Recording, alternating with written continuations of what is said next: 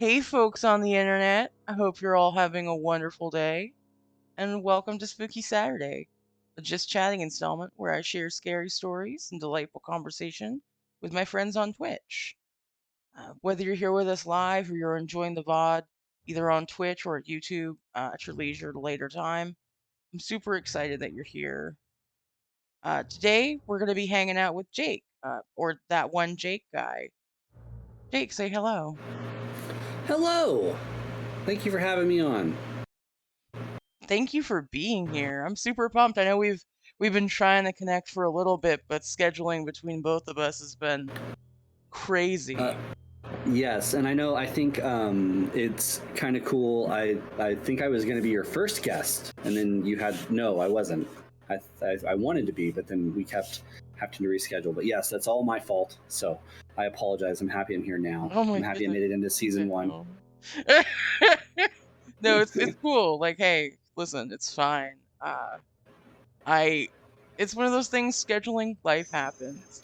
I'm Yep. just very Mm-hmm. pumped that you're here now. Archie's in the Me too. chat. What's up, Um Archie? Happy early birthday, Archie. ah, you just her husband. That's so funny. Yes, chat, if you are not already following that one Jake guy on Twitch, why not? You should do that. I know Yeah, you I'm do a okay. lot of you do a lot of like the strategy gaming, right? Oh man, I wish I could say so. I've for a long time I've tried to toot my own horn that I was like a strategy RPG kind of guy, but I realize now with my ADHD, like I'm a variety streamer. Like that's probably the best way to describe me. Whatever is catching my interest. I do lean towards like RPGs or Pokemon or strategy games. Like currently, right now, I'm playing a mobile game that's in beta called Marvel Snap. It's a competitive card game. A lot of fun on that one, but I might jump over to Digimon or it just I do everything. Scary stories, spooky horror games. So if you want a good chill time, that's probably why you'd come to my stream. Not necessarily for a Absolutely. certain kind Also, of I game. really enjoy making you do push-ups. Yes, I do.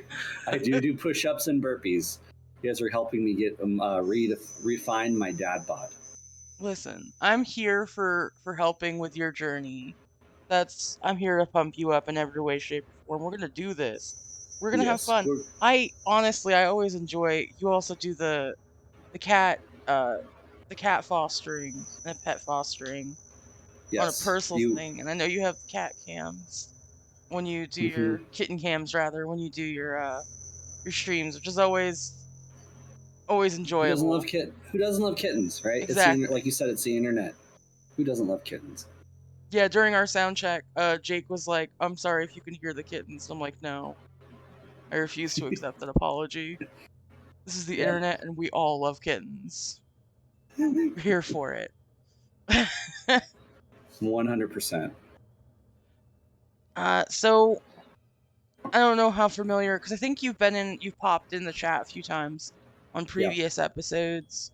But essentially, how this will work is like one of us will start reading a story, and it's like a free range, like just like a conversation in life would be. Uh, Mm-hmm. Interrupting if something seems weird, we want to make a comment on it. We'll just go back and forth round robin style. With those, Yeah, works for me. just I being. have one. I have one already picked out. It's my favorite one. I know I've been so pumped to hear it, and you sent me a link. You're like, you can read along, and I'm like, no, I want to hear this. Like, There you go. I'm gonna post the link in chat in case anyone Perfect. else wants to. Because I know that there are some photos that are included in the original. Me personally, I won't be clicking it just because I enjoy hearing the story firsthand, and I'll Mm-hmm. look at the What I photos can do is afterwards. I could also, I'll probably click on the photo and kind of describe it too if you want me to. You could definitely, Um, I'm here for however you want to tell it. But I'm okay, throwing cool. that Yeah. link in chat now if you guys want to, when he's And telling his, we can do that. the only trigger warning for this one is claustrophobia or tight spaces. Other than that, that's one of the reasons why I really enjoy this one is it doesn't have any kind of other trigger warnings for something like essay or you know No, for other sure. stuff. I So, appreciate you letting me know. mhm. Um, an Angel Fire website. Yeah, this creepypasta is 21 years old. That's how you know it's good. It's withstood the test of time. Well, I haven't read it in a long time, so I think we're gonna find that out tonight. Okay, Today. well, now I'm pumped up. And I usually start first, but can you start first? Because I would love to hear I'm dying to hear this. Absolutely. Okay. So this is called Ted's Caving Page, or it's also called the Cave Story. So at the very top of the page is the date. It says it's 3/23/2001. Due to the overwhelming number of requests I've received to tell about my discoveries and bizarre experiences in a cave not far from my home, I've created this webpage. I will outline the events that happened to me during the past few months, beginning with my journey into a familiar cave in December of 2000, and ending, well, it hasn't really ended yet. I will use my caving journal as the text to tell about my recent experience. I will give them to you as I experience them in chronological order. I've included photographs that were taken during my many trips into the cave. I've also created a few illustrations to help the reader get a better idea of what things looked like in the cave. All of the photos were taken by me or by one of the few people I went into the cave with. I want to point out a few things before I talk about the events. Oh, let me move this page over so I can also see chat still. 1. Most of the pictures were taken with a Kodiak disposable type camera. I took a better camera into the cave on one or two trips. Pictures on this site are all original photos and not been messed with or enhanced, other than where noted. As a rule, I get my pictures put onto the disk the first time developing, so I don't have to scan them later. This ensures the best digital quality. 2. I will not reveal the names of the other people involved in the experience.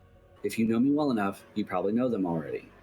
3. I will not reveal the location of the cave to anyone for any reason, so please don't ask. I refuse to be held accountable for anyone's life but my own. I will refer to the cave as Mystery Cave. That is not its real name. If you think these events sound far-fetched, I agree. I would come to the same conclusion had I not experienced them myself. I will try to finish the site as soon as possible. Check the date on the main page to see when I've made updates. To prove myself from people who might want to copy this site, I include the following. All text on this and following pages are my own words and copyright 2001. Ted. So the next link is titled The Discovery. I just love how it frames it like at the start. So I will divide the text into two colors for the sake of clarity. The gray text is taken directly from my caving journal. The italicized blue text is my comment as I reflect on the experience. I will do my best to convey the thoughts and feelings I had during the entire event. I will not use the actual names of other individuals involved. I will include the entire relevant text of my journal. Only small parts of the journal will I skip. This will only occur when the entry has nothing to do with the experience in the cave, such as eating dinner after a trip, getting fuel or snacks, irrelevant details, etc. My Can I journal is just very, say, I yeah. absolutely love the idea of color coding the documentation. I Mm-hmm. I love lists and I love organizing information like that. That Yeah. chef's kiss. Ted, you did an And excellent job and I'm pumped. I know. Well, and I also really like because what it does is it really frames it in the form of like a novel. It takes a journal and turns it into a novel because you can add perspective or more thoughts in the italicized blue text than just reading a journal entry and having be like, okay, yeah, this is just a story someone wrote, which is kind of cool. So I will merely summarize that I am cutting out what I am cutting out of the actual entry.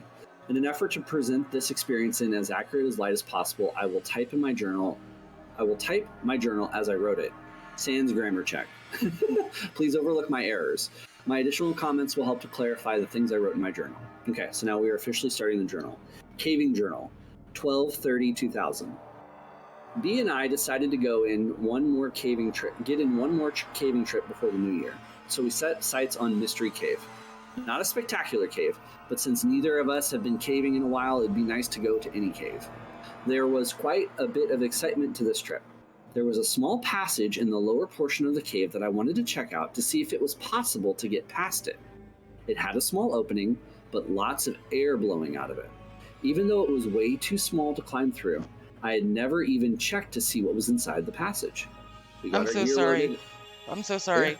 So is caving a thing? Do people like actually enjoy yes. spelunking? Yeah.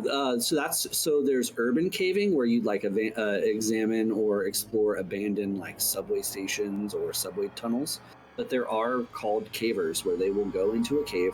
They will find, like in this case, there's a small opening that if you chisel and dig your way through, it could lead to a passage that's been untouched by humans ever, right? And could connect somewhere else. And so there is a large community of people that just go into caves to see what they can find, how tight they can climb through places and things like that.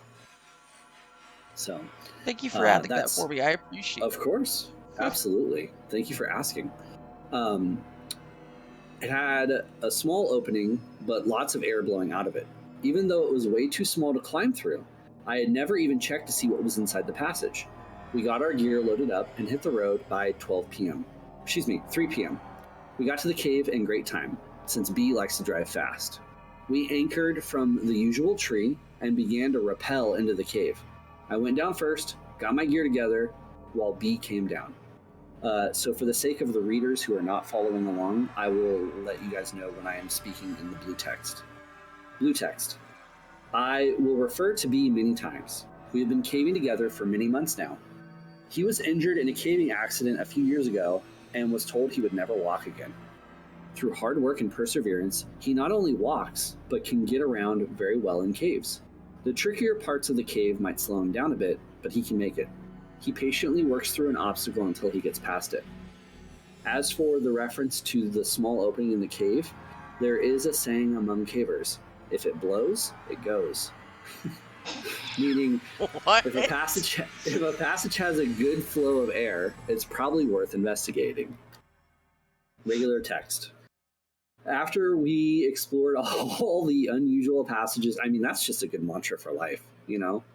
Um, but anyway, explored all the unusual passages as we climbed down to check out the hole.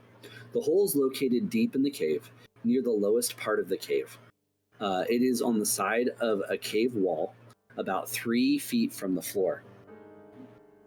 To look around inside the hole, I had to kneel down and duck under an overhang of rocks. Click here to see an image of the original opening. I put my glove in the hole for size for reference. So it is the picture of a cave wall, and it looks like there is a work glove that they have positioned so that it's sticking out towards the viewer, like there's a hand reaching through the hole, but it's an average sized hand. It doesn't look It's not like a tiny large. hand. Yeah, and it's a work glove, so I don't know if they make tiny work gloves. Um, They make a small size work glove, okay.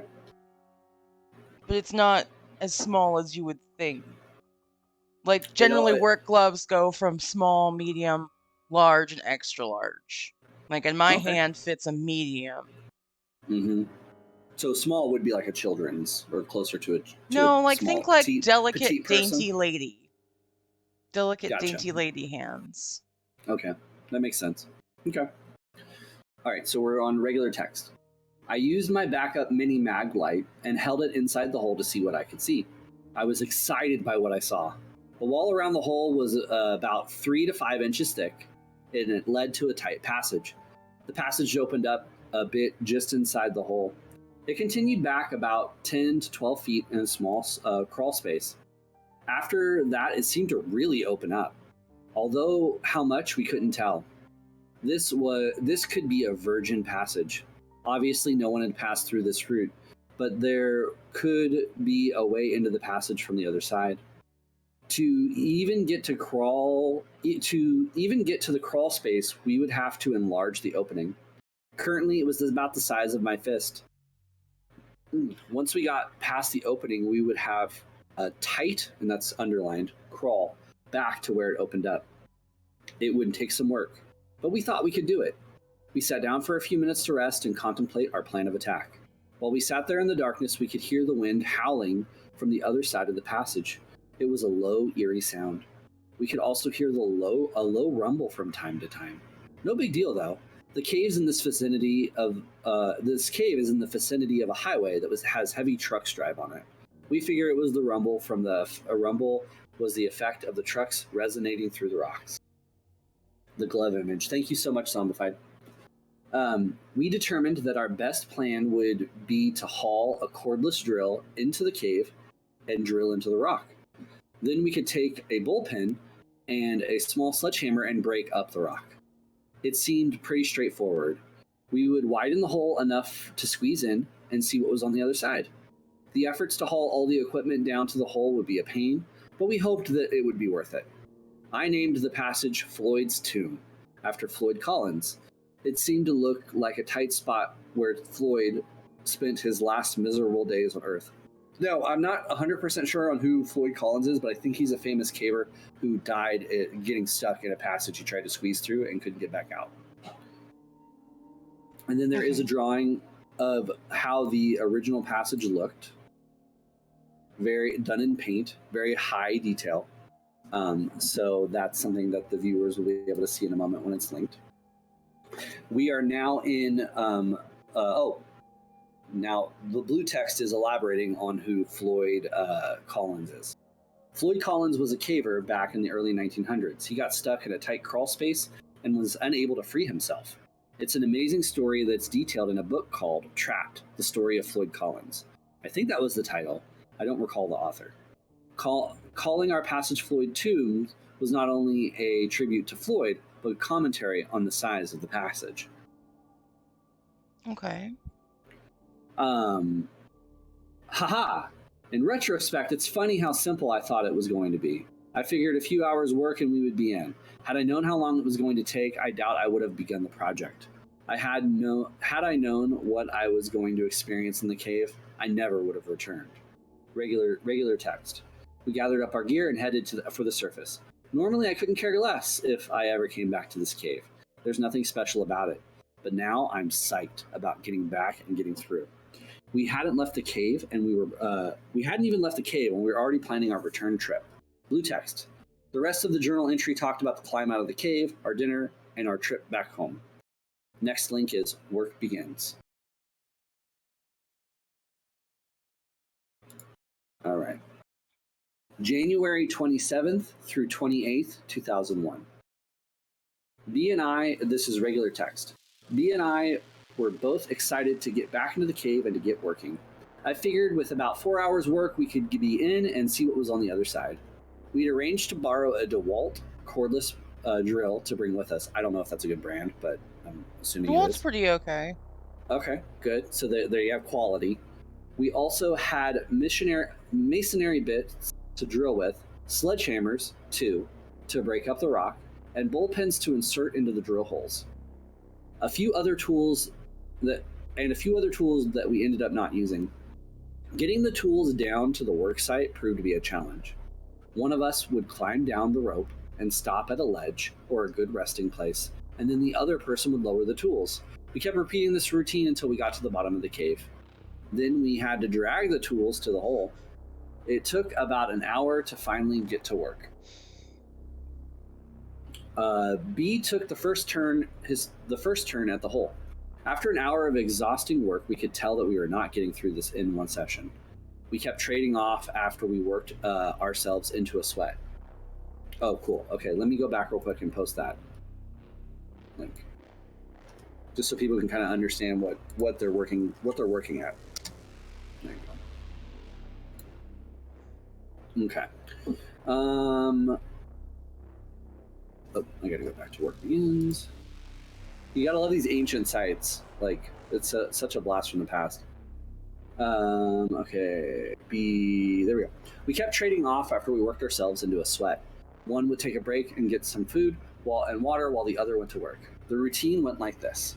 To begin work, we had to get down on our knees and do our best to avoid smacking our heads on the ceiling. Working in this awkward position, we would drill into the wall around the hole. That was difficult work. We really had to push down on the drill, and it was a slow process. Then we inserted the bullpen into the hole and hammered on it until the rock broke. Then we would repeat the process. To give you an idea of how slow it went, the typical size rock that would break off was about fingernail size. If we broke off a large piece, about 1/3 the size of my palm, it was cause for celebration. So I that wonder is, what kind of rock it was. there's a lot of factors involved. What kind of rock it was, how strong the drill was, because I don't know how strong a cordless drill from 2000 was. I can't Um, imagine, like, now I can think of a couple of ways that a drill could, like, you could use a special bit to widen it out, kind of like you would with woodworking. But, yeah. I mean, then you run into the material that you're going to have to break down. Its hmm hardness scale, where it lands in the hardness scale, is going to really determine what drill bit you're going to be able to actually use. Yeah. So, I mean, that's already like from that perspective, too. It's like, okay, maybe they just don't have a strong drill, or there's like something going on here. Like, obviously, it's a creepy pasta. So you go into it thinking, like, okay, well, that's a red flag. But, okay, so back to the regular text. From time to time, for variety, we would just wail on a cold chisel with a 5-pound sledgehammer. It was a slow process. The problem with the sledge is that we couldn't get a good swing because of the tight quarters. So that's another thing too, is you're trying to chip away at this and you can't really like get a good swing going. Blue text. Even though we spent many hours and several trips working on the hole, we never did find a better technique for widening the hole. The drill bullpen hammer got the best results for our efforts. We came up with some crazy ideas for breaking up the rock. Everything from TNT, never seriously considered, to hauling a generator to the mouth of the cave and running an extension cord down to a jackhammer. We even thought about using liquid nitrogen to freeze the rock and make it more brittle. Regular text. After a couple hours of hard work, we realized what our limiting factors was going to be. It was then that our first battery met an abrupt end. We had a second battery, so we swapped them out. The second battery lasted a little longer because we hammered and chiseled a little more often and a little longer each time. Finally, after about 3 more hours of drudgery, the second battery died and we called it a night. Whew! We could tell that we had done some work in the cave, but it was not much.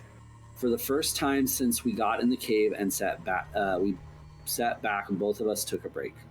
It was nice to check out the results of our hard work. Then we noticed the howling again. It seemed to be a little louder than the first time we were there.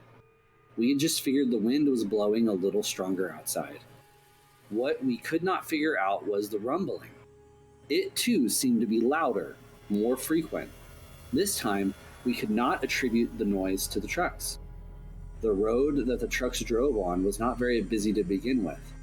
At that time of night, it should be dead. Yet the rumbling continued. It seemed to be coming from deep within the passage. It's B inside the said, cave. "It's already inside It's the already cave." inside the cave.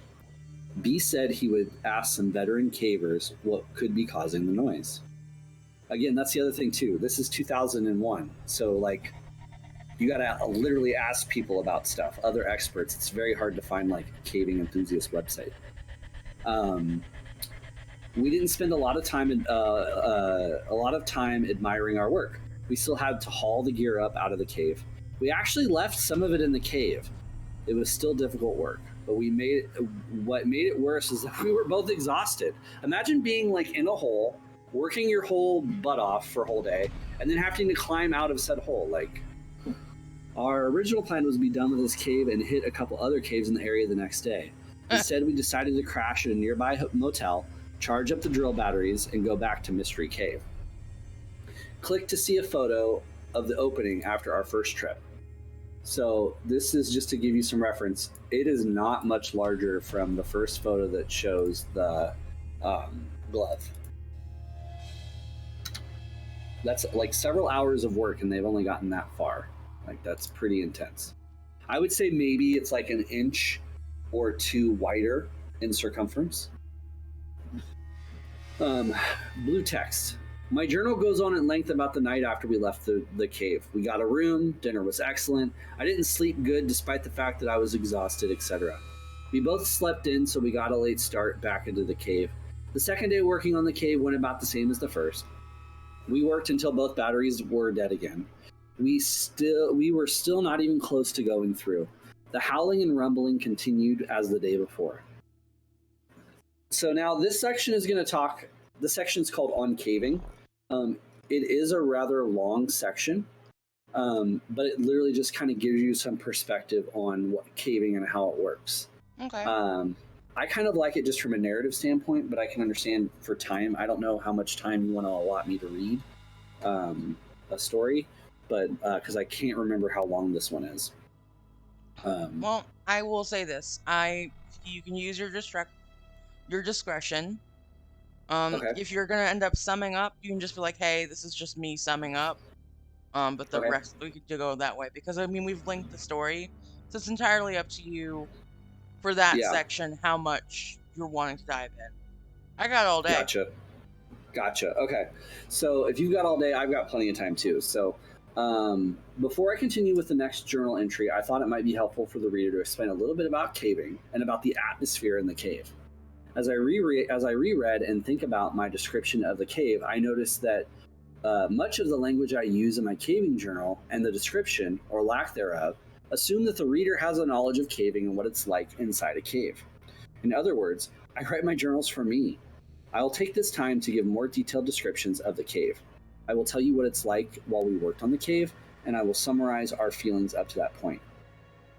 The cave was discovered, quote unquote, air quotes, several decades when construction in the area unearthed its entrance. From that time to the present, it had been visited mostly by locals in the area and avid cavers in the region. Beer cans can be found intermittently in the cave, mostly in the upper half. That's When the gross. cave Right? Don't do When the that. cave was first entered, it was probably beautiful. Dust, graffiti, vandals, pigeons, and regular use have diminished its appeal. Has diminished its appeal. There are still several places in the cave where the small foundations remain undisturbed, as a reminder of what the rest of the cave used to look like.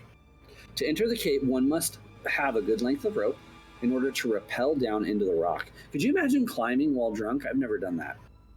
I Um, honestly, the last time I was climbing a sheer rock face, and we had a belay system set up because mm, uh the first person bouldered up and pinned in the hook for us to like loop through hmm so we could all like get a chance to get to the top. hmm um and to be honest, I didn't find it difficult, but other people were having difficulty, hmm so I probably could have been able to accomplish that, but the average person, I don't think so. Like, I'm not being yeah, like, oh yeah, humble brag, I'm a great climber, but like, no. It's for sure if you're not comfortable climbing sober, I wouldn't suggest it. Just for safety reasons, don't. Use I think proper that's a judgment, PPE. yep. As my mom used to say, make smart choices. Just make Ex- smart choices. No matter what you're doing, just try and make a smart choice. And with this, I don't think this has the same system set up because it says once the rope is, it says a nearby tree serves as a good anchor point. Once the rope is tied to the tree about 20 feet away from a small cliff, it can be tossed over the edge of the cliff to a small ledge about 15 feet below. Cavers can then descend the short distance to the entrance. Once inside the cave, artificial light must be used. My light source of choice is a battery operated helmet mounted light, also known as a tag light. Safe caving calls for at least two sources of backup lighting. For my backup lighting, I use a mini mag light mounted to my helmet and another helmet mounted light in my pack, which I always carry with me. I also have glow sticks that I carry with me. These are not considered good sources of backup light by some, but they are good use for taking lunch breaks. They could be used to get out of the cave if other sources fail. So after the short climb over the ledge of the large rocks in the caver comes to a large pit. The same rope is used to reach the bottom of the pit. So this cave starts out as like a hole, and then as you go down, it gets bigger and wider and darker. Um, the drop is only about 50 feet or so, but it is not free hanging. In other words, you can't slide straight down the rope, which is preferable. You have to snake your way around sharp rocks as you descend. See, and that's another thing. I Oh. think that's just me. If I saw that, I'd be like, no, I'm good. Right, Like, right. We're like, yeah, I shouldn't go in there. yeah, No, thank let's you. just go. Yeah, I'll walk into a cave. I don't think I would ever be like, yes, let's repel into the darkness. Well, I mean, and you Um, see this a lot with like sort of metaphysical magical things where it's like they make it hard to discover to protect themselves. So them yeah. having to chisel so hard to get in there, my first thought is, oh, the thing that's in there made it hard for you to get in so you wouldn't be in there. And now reading this, even before that, there's these jagged ledges you have to zigzag down to get to this hard hole to dig through. Um, so the pit varies in diameter from 10 feet to about 3 or 4 in a few places. The walls are lined with sharp white rock called popcorn. Let me correct that. It used to be white, but now it's covered with dust and dirt that was kicked up from above by years of caving. The popcorn makes it painful to brush against the side of the pit. Even more reason why you shouldn't go down there. Yeah. My choice of clothing is Levi's t-shirt, gloves, and knee pads. I usually leave the cave with a few scrapes, but at least I'm comfortable while I climb around inside. The temperature is stable year-round. Feels cool in the summer and warm in the winter. We've gone in on freezing days, and 10 feet in, the cave is warm enough that coats are not needed. It was a good temperature to work in, as we learned. And then it talks a Yeah, little because bit they're doing more. this in December, right? Yeah, and now January, beginning of January, and that's the other thing too is it doesn't. I don't know if it ever really designates where in the world or United States. Yeah, right. Was else was mad. It made it hard to keep something in. Yeah, exactly. It's like if this were a horror movie, it's like that's a red flag. Like, don't. Yeah. I'm not going down there. What's that noise? Let me Then go I'm summarizing investigate. a little bit here. Yeah, right. Let's run upstairs away from a killer, because that makes sense. For sure. Um, then it talks a little bit more about how they get down. Um, so it takes some time to get down, and there are a couple ledges they have to go through. Water is a common occurrence in caves. I've been told that one of the local residents was one of the first people in the cave, that his cousin dove into the pools using scuba gear. So there are small pools of water. He said the cave continued down for a couple hundred feet underwater. What they were hoping for, and what happens frequently, is that the passage comes up somewhere else, with the virgin cave passages to explore. Unfortunately, I didn't possess the knowledge to give more detail about the type of rocks in the cave. When we were drilling, we would have some parts that were easier to drill than others, and there were different colors in the rock. Refer to the photos taken in the cave. But that is the best I can do to describe the makeup of the cave. So there's also multiple routes in this cave. It's apparently 4 other routes, and the other 3 kind of just lead to dead ends. Summarizing. As we proceeded to work in the cave, we developed a system pretty early on and changed in succeeding trips. The first time in the cave, B took first shift at chipping away at the opening. After about a half an hour, he needed a break, so I took over. He told me what worked best, and I continued doing the same. We would try new things from time to time to use new muscles, but usually stuck to the same method. We would use the masonry bits and press the drill as hard as we could and drill out the hole in the rock. Safety glasses and dust masks were worn while working. Then we would insert the bullpen and hammer it into the rock and break it into small chunks. Then we would drill another hole and repeat the process. Occasionally the drill would hit a soft spot in the rock, and that step could be shortened. We would work until we became too tired to continue, and then B and I would trade. While one of us was working, the other would remain in the darkness and either eat or drink, or just lay down on the cave floor, padded by the rope bags. After a few rotations, we were even tired enough to catch a nap while taking our break. The only light we used was the helmet light. And that's the other thing, too, if you think about it. You've got this helmet light off to your left or your right, and then darkness just all around you. Yeah. So, since it was pointed towards the hole, the resting person was left mostly in the dark.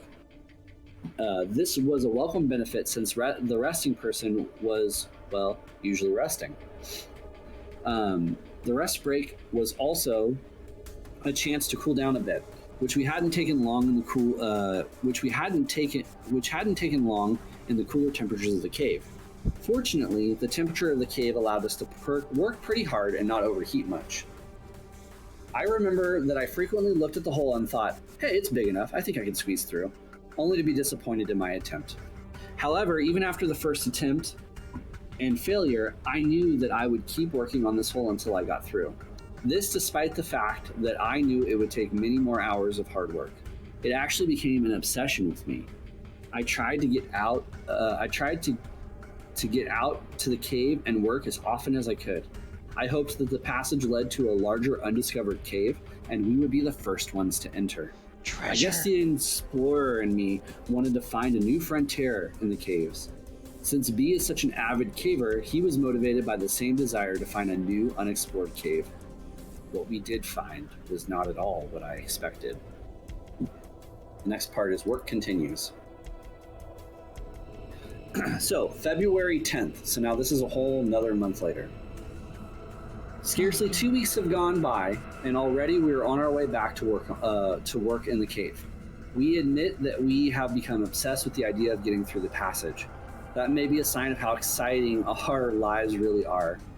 It's not that we think that there's going to be something great beyond the passage. We just like the idea of being the first humans on the face of the planet to ever step foot in a virgin part of the cave. Although, if we found hidden treasure, that would be fine with us also. We got a late start and drove part of the way in the dark. When I tell people that I go caving at night, they wonder why.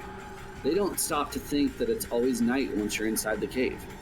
All the way out to Mystery Cave, we talked about new ideas to speed up our work. B told me that he talked to some caver friends of his that came up with an explanation about the rumbling noise. They thought it might be the sound of deep water within the cave, possibly a waterfall. They couldn't really explain why the noise seemed to come and go. To me, it was just one more reason to get through, so we can solve this mystery. This trip, we took B's dog, Whip. She is a Jack Russell Terrier, so tinier dog. That's a tiny dog to bring into. Yep. Yeah. Okay. I was not at all concerned about taking the dog into their cave. We had taken her before. She answers the call of nature before we go in, and then waits until we get out again. Also, she is well behaved inside the cave. We simply had to lower her down via a custom-made harness until she reached the bottom of the main drop. Then she negotiated the rest on her own. She loves to explore, but won't go out of our sight. She doesn't have a light attached to her, so she has to wait for us. Another reason I didn't mind bringing Whip along was because we planned on putting her into the small hole to see how far into the passage she would go. Well, that's dangerous. Why would you do that to the dog? Right? What if you can't get him out? Like, don't do that to the dog. Yeah, that might give us an idea of what is on the other side. We knew that if there was a drop-off that we couldn't see, the dog would turn around and come right back out. We thought we might have to do some work on the hole before even the dog could get through. Click to see a picture of B's dog Whip near the entrance to the cave.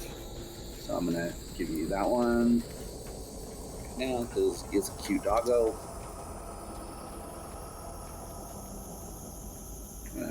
Wait for the page to load.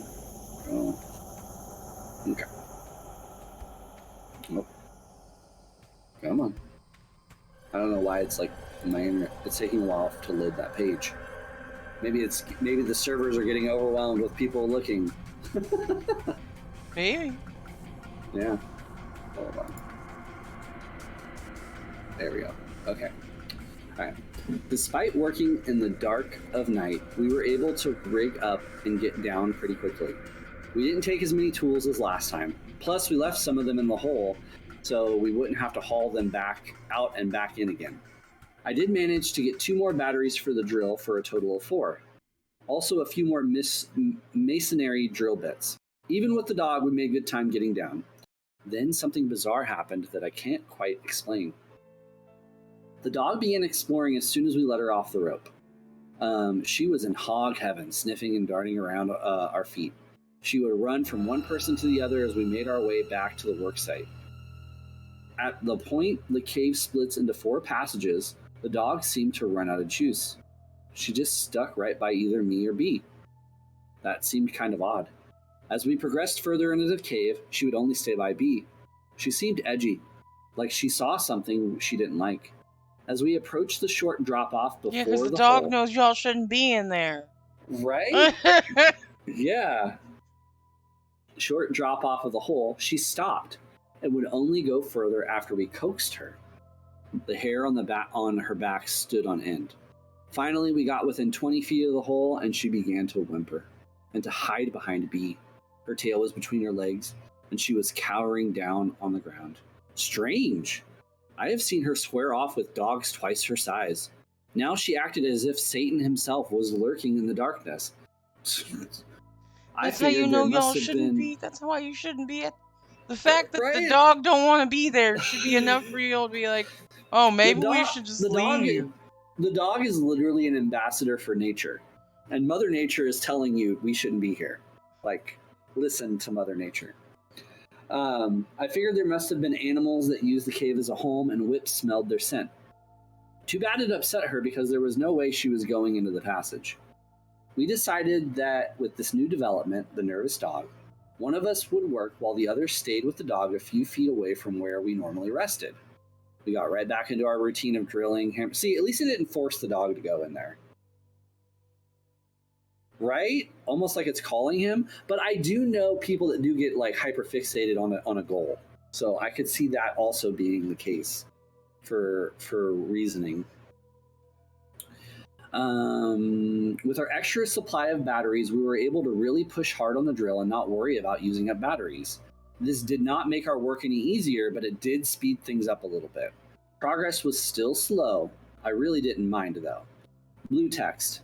My journal goes on for a while about the progress we were making. The entire time we worked, Whip did not move. She just lay there on a rope bag, shivering. She would whimper from time to time. One thing I didn't think about at the time was that she would not take her eyes off the hole. We should have been more observant of this intuitive animal. Regular text. We were on our 4th battery when the second bizarre thing happened to us. B was working. He had just finished drilling a hole and was getting ready to hammer the bullpen when he stopped working and looked into the hole. I was kicking back, almost asleep, and hardly paying attention to B. He had a light by his side to illuminate the work area. I could see the eerie glow of a puzzled and intense look on his face. He looked over at me and shook his head. I asked him what was up. He said that he swore he had just heard a strange noise emanating from the hole. He said it sounded like rock sliding on a rock, sort of a grinding sound. I assumed his ears were just ringing from the drill. Nope. He didn't wear any earplugs this trip. He assured me he heard what he said he heard. I didn't have an explanation, so I went back to dozing. B sat in the quiet of the cave for a long time before he resumed work. Also, he would stop from time to time and just listen. B is very grounded and not one to pursue some imaginary sound. I believe he heard something, but I'm not too concerned about what it was. I assume we will figure it all out once we get through the passage. The final battery lasted another hour or so. We were sitting around talking about our progress when I decided to see if I could get my head through the hole. My head easily fit, but there was no way my shoulders were going in. As I was kneeling there contemplating how close we were, I noticed something B had overlooked. The wind had stopped. In all the times I had been in the cave, I had always felt the wind blowing. The last time we were out working on the cave, the wind was blowing worse than ever. Even earlier, we remember the breeze cooling us off. but now nothing. Beast said he did not know when it had stopped. The rumbling had ceased too. Bizarre. Okay, we're Oh still on no. regular text. Yep, we're still on regular text. This plain old cave was becoming mysterious. We talked for a long time in the dark of the cave. We debated what could possibly be causing these unusual events to occur. Maybe.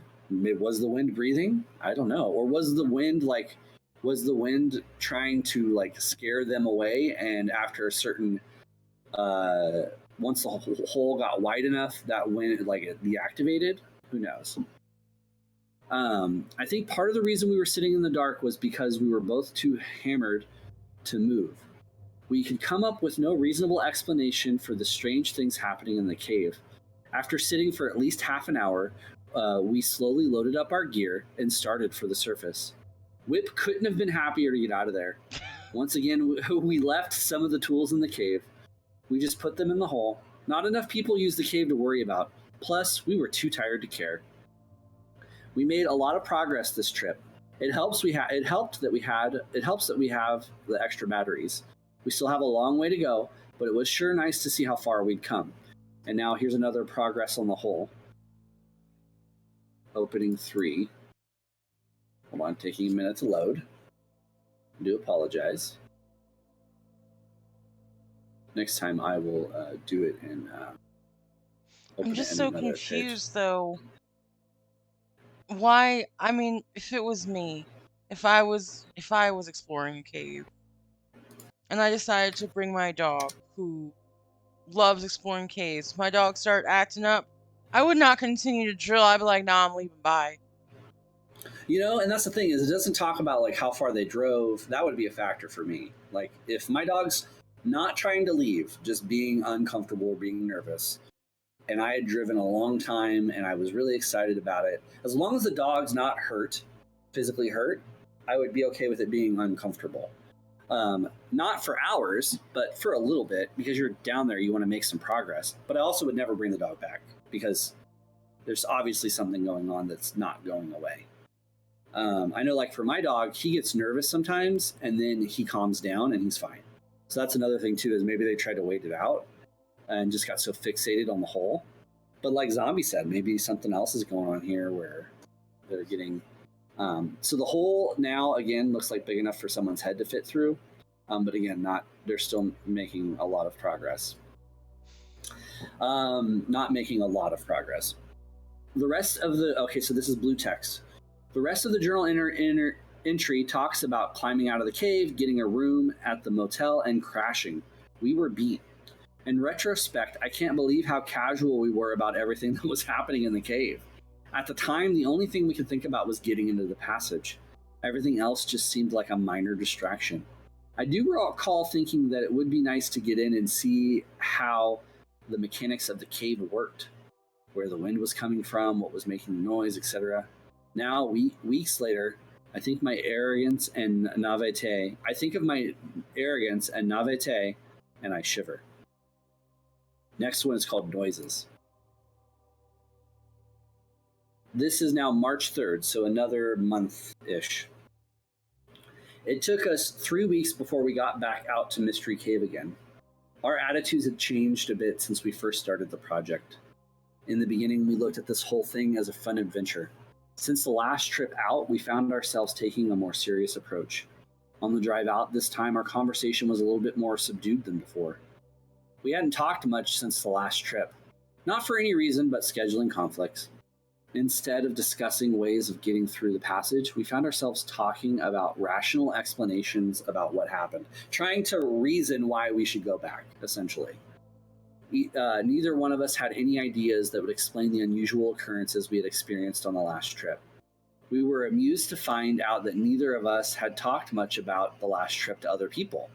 That was a complete reversal from the other trips. It had been fun to report to friends and family about our progress. It was always fun to tell people about the tight squeeze we were going to have to go through to get into the passage. Most people have little desire to voluntarily subject themselves to incredibly tight spaces. Actually, neither do I. I will do it in order to get to the other side. That's my only motivation. We left town early in the afternoon to beat traffic. I don't really recall what time we finally got to the cave. Like I said, the mood was subdued. We got rigged and started down. Obviously, B left the dog home this time. Good. That's good. Good. We took essentially the same gear as last time. We left some of the tools in the hole to save our backs the agony of hauling the extra weight. Even with the gear, we got down in good time. We really have a good system of getting up and down. There was only one minor mishap this trip. B scraped his arm on the descent. Not real bad, no. fortunately. Yeah, we waited until we got all the way to the hole to patch it up. It was a superficial cut. While we were getting the wound cleaned up, I started working. We both took note that the breeze was back and the rumbling was present. We had 4 fresh batteries and 4 or maybe 3.5 fresh arms. I had high hopes that this would be the day. It started out pretty slow. When we were first started working on the hole, the thickness was about 3 inches. As we enlarged the hole, the thickness increased. As a result, our progress became slower. Still, we continued with as much energy as we put into the work. The hole was big enough, at least for me, to put the hammer into the hole for reference, and then put the camera in the hole to take a picture of Floyd's tomb. This is another link. It's difficult to see to get the exact feel of the tomb, but the lowest point near the back of the picture is about 7 inches high. The width is about 20 to 24 inches, and the hammer is a small 5-pound sledgehammer. Note the abundance of rock on the passage floor. So I'm going to open that. Okay, new tab. Copy to give it time to load. Okay. This is now regular text. It had been nice to see a pile of broken rock on the hole get bigger and bigger. We both realized that we were just going to have to put in a certain amount of work to get through, so we just got down to business. Let's see if it has one. Huh? Oh, I'm sorry. Said get down to business. Gotcha. Mulan song. I understood that reference. We don't usually talk much while we work, since one of us is making a lot of noise with the drill hammer. Break times are used to chat momentarily about whatever topic pops into mind. The breaks take place whenever the guy that's working decides to switch roles. We both put in some pretty good work sessions. I have a little bit more stamina than B, but he gets just as much done in a shorter amount of time due to his upper body strength. We still celebrate the small victories we encounter along the way. Whenever the section we've been working on crumbles, we cheer. On the rare occasion that a fist-sized rock falls from the entrance, we whoop and holler. That's one small chunk of earth that no longer separates us from whatever lies on the other side. I still harbor the fantasy that there is a hidden entrance to the other side of the passage, and years ago, Spanish explorers hid their treasure in the cave and sealed up the entrance, and that it remained untouched until we find it. B has a more realistic, although more mundane theory. He figures there's just more cave on the other side. We'll see who is right. What if neither of them are right? And they do all Right. this work to get through there, To the and then upside it down. turns out they're in the basement of a Wendy's.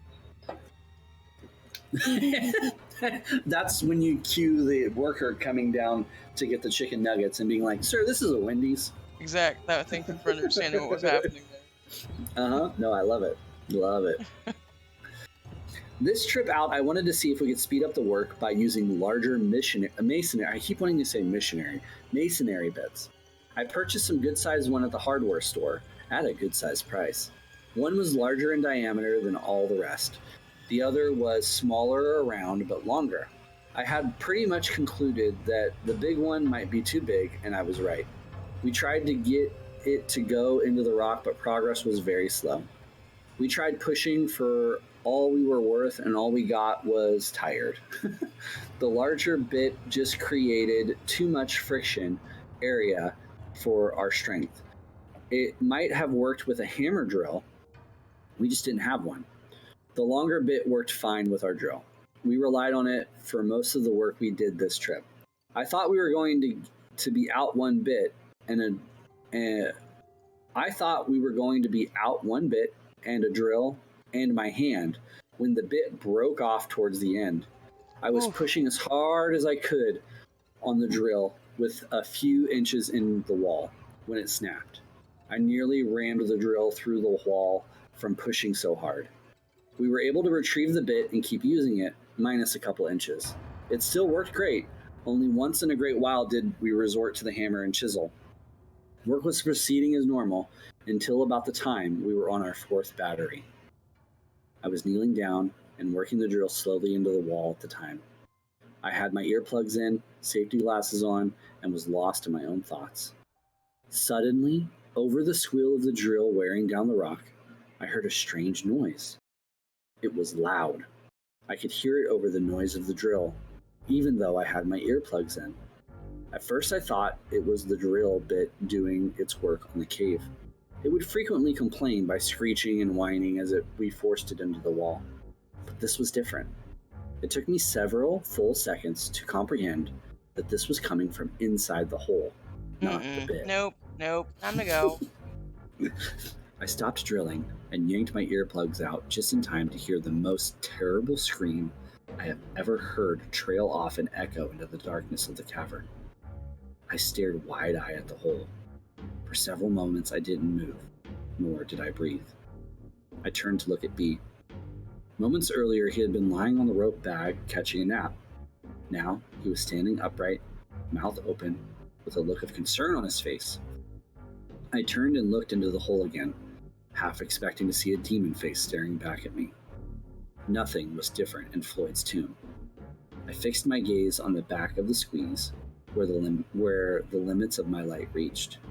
There was no movement, no motion, only darkness beyond the reaches of my light. In the complete silence that followed, I could hear my heart pounding in my ears. Not another sound could be heard in the cave. Suddenly, I heard a scraping noise behind me and I straightened up. I nearly knocked myself out, hitting my head on the overhang. It was just B moving to turn on his light, but I was so wired, it nearly sent me to my grave. Yeah, could you also imagine like slamming your head on a rock wall down in a hole? Like that could knock you out. I work B retail. spoke. Absolutely, I can imagine that.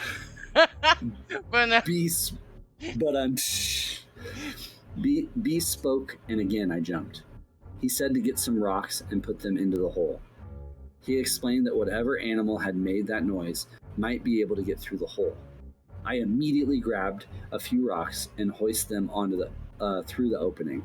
Using the handle of the sledgehammer, I slid the rocks as far back into the tunnel as I could reach, creating a wall between us and the other side.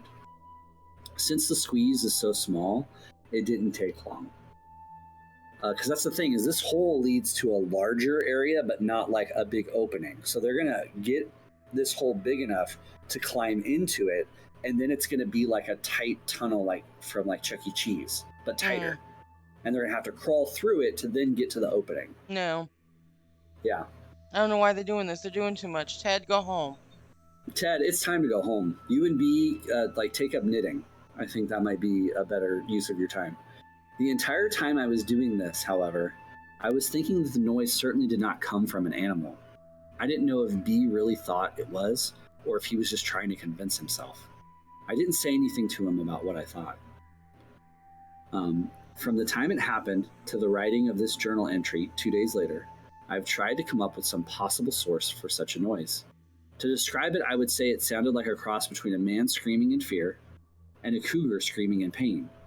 It sounded like it came from the hole and was roughly 100 feet away. The horrific noise reverberated through the cave and through my ears. Beeve estimated the scream lasted 8 to 10 seconds. Fun fact, it's actually a Chuck E. Cheese. The scream was just the kids. I love it. There you go. My best guess was that it was about 5 seconds. 3 seconds while I was drilling, and then 1.5 seconds to drop the drill and yank the earplugs, and a half second of sheer terror. That's a long time to scream. Mm-hmm. It is. And, no, then it was kids, because my daughter could do that. Scream for 7 seconds straight. B estimated this, we already read that part. It's difficult to tell how much time passed when we were listening to a solo from the depths of Hades. It's difficult to tell how much time passes when you're listening to a solo from the depths of Hades. Very specific, Ted. Hella specific. Yeah, I'm squinting my lots eyes of, at you, sir. and that's not just because I need to do that to read. Um, After I filled the back of the passage with rocks, we sat there listening to the silence. My breathing was a lot more rapid than usual. Neither of us spoke for quite some time. Finally, B suggested that we get back to work, but keep an eye out for movement in the hole. We put a light in the passage that shined to the back of Floyd's tomb. It was only at this point that we realized the wind had stopped again and the rumbling could no longer be heard. To say I was nervous would be an understatement. I didn't say anything to B, nor him to me. Back to drilling. B took over the work, which was fine with me. I wasn't exactly worn out, but I didn't mind being further from the hole. B would stop from time to time and listen. I just sat, watching him with my light on. I wasn't close to the entrance to the hole, but I still found myself looking behind me down the passage to the still water. Every time my light would cast an unusual shadow, my heart would jump. My imagination was running wild. Oddly, B seemed to be less concerned about the strange noise than me. After a short time, he seemed to be focused entirely on getting through the passage. I was still straining to listen above the sound of the drill. I heard nothing but now the now familiar sound of carbine on stone. As I contemplated the possible scenarios which might play out on the other side of the passage, I found myself strangely getting somewhat excited again about getting through. This guy's got some weird kinks. No, It might, this is so weird to me. Like, yeah. you take your friend, for months now, you're trying to get in. I mean, listen, I'm a serial hobbyist, and I also have ADHD. So I get it. Like, you're, like, really on Mm-hmm. a project, you're very pumped about it, you're, like, hyper-focused. But also, like, 4 months in, and there's been all sorts of weird stuff. Like, no. You That's too know, much.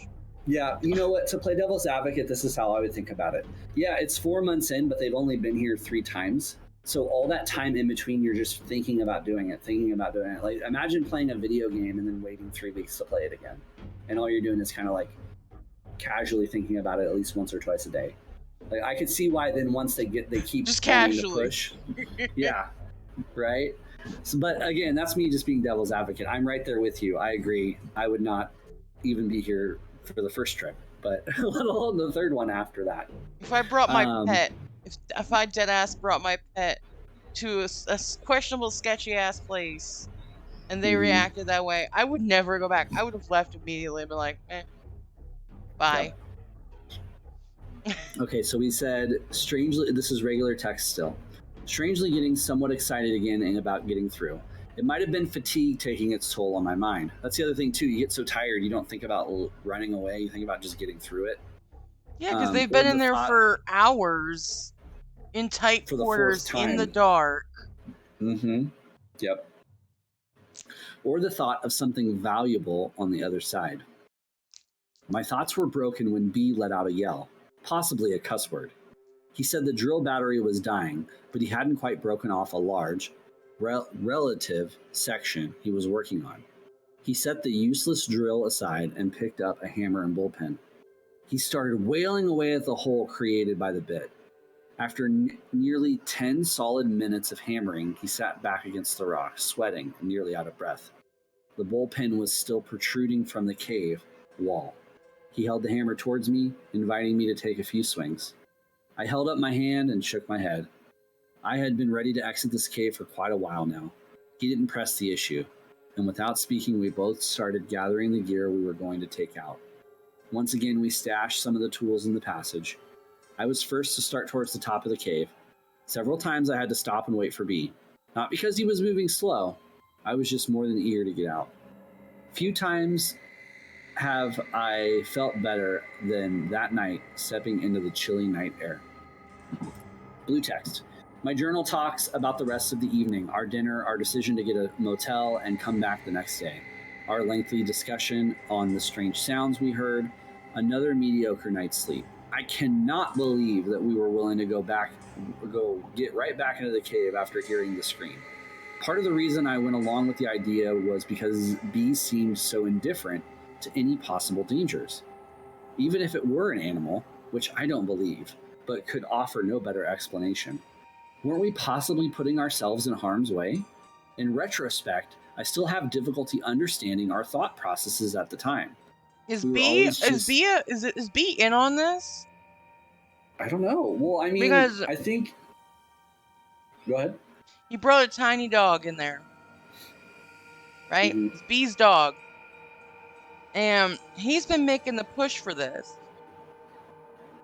Mm-hmm. And then the I scream feel like they've happens. both been making. I feel like they've both been making the push. Like I think they've been hyping each other up, I'm sus but of B. yeah. And this guy's already been injured before in a caving accident. Like, what? Like, you think he'd be a lot more like, let's go. Yeah, for sure. Yeah. Difficulty understanding our thought processes at that time. We were just too eager to discover virgin cave We were just too eager to discover virgin cave passages. I now think it can be summed up with one word: testosterone. Okay. We're now on February 13th. This is regular text. It's amazing what a couple good meals and a little sleep can do for someone's attitude. Even though we still had memories of the strange noise fresh in our minds, we relit our fire of enthusiasm. The other side of the passage seemed so close. We were sure this would be the day. We got to the cave and started to work our way down the hole. Getting back into the darkness of the cave brought back the memories of the night before. The sight of the circle of rock illuminated by our headlights, the smell of dirt in the air, the sound we made as we crawl across the rock. Once we reached the entrance to Floyd's tomb, however, we were once again ready to blaze the trail leading to an undiscovered part of the cave. We immediately noted the presence of the breeze blowing out of the hole and the rumbling. The bullpen sticking out of the hole was an obvious sign of where we needed to begin work for the day. B took over where he left off the day before. I took up residence in the same spot I had occupied the night before, even though I was already well rested and wanting to start work. B was making the hammer sing with each blow. After a mere 2 or 3 minutes, we let out a cheer.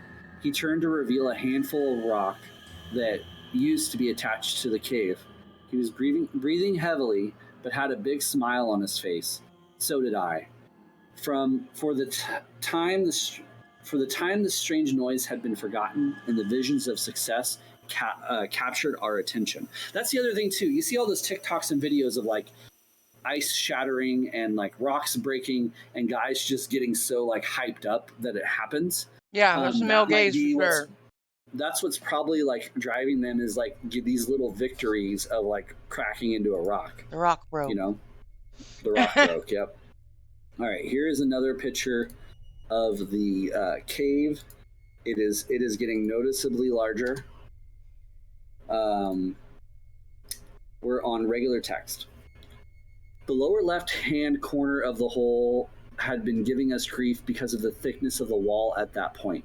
We felt that if we could just remove that corner, we might be on our way inside. B now held his hand. B now held in his hand the crumbled remains of the corner. Our excitement consumed us as we examined the hole. I took the hammer and pounded away at the surface of the hole. The idea was to remove the jagged edges that would take their toll on my skin. The size looked right. Now the moment we had been working for. I cautiously approached the entrance to Floyd's tomb. I decided the best way to enter the small hole, was to place one arm over my head, turn my head sideways, and slowly work my way in. I soon determined that it was not going to work. The hole was small. If I was going to make it without widening the hole anymore,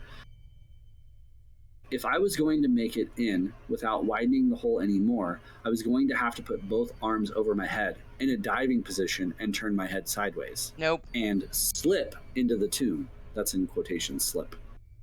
The width of the entrance was the limiting factor. The height was sufficient. The arms overhead position flared my shoulder blades out, but there was still room to get in. Plus, the arms overhead gave me the best squeeze side to side. In order to enter straight into the hole, I stood on my feet and bent over. That's a big note from me, No, for zombie. I'm right there sure. with That you. makes But that that's puts you what to this is the kind of stuff that people that do this caving thing live for is that like puts going you in in such a vulnerable position though if something goes wrong and you get earthquake. crushed, you're bisected at that point. Yeah, exactly. Exactly.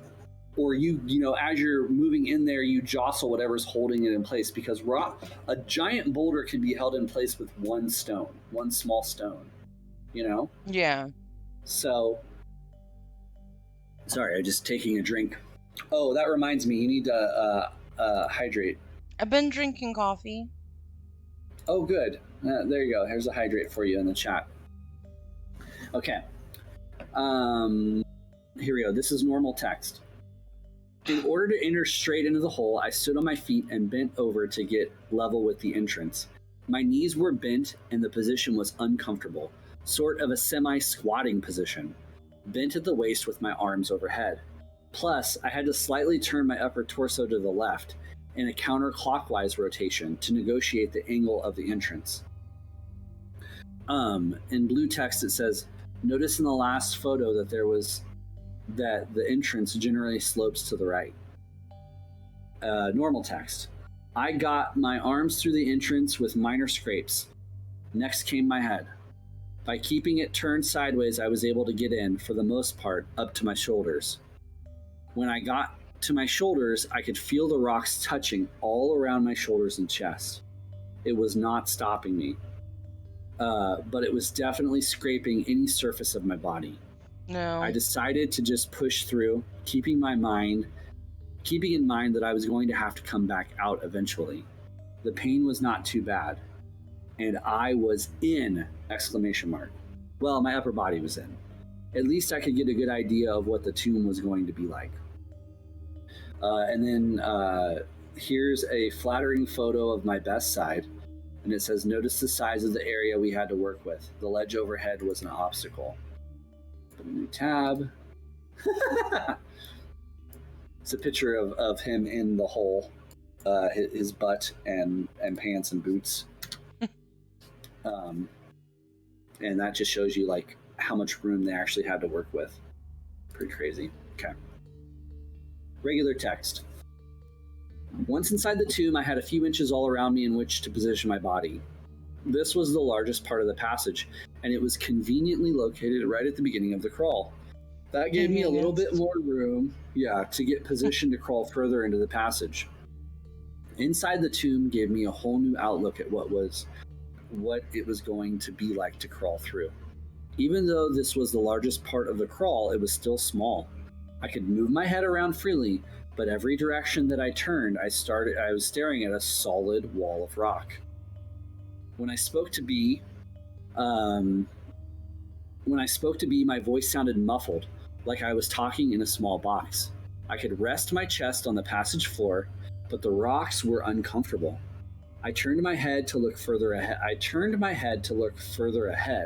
but couldn't see past the wall of rocks that I had built the day before. The squeeze towards the end of the passage was closer now, and appeared even narrower. I didn't even know if I could squeeze through or not.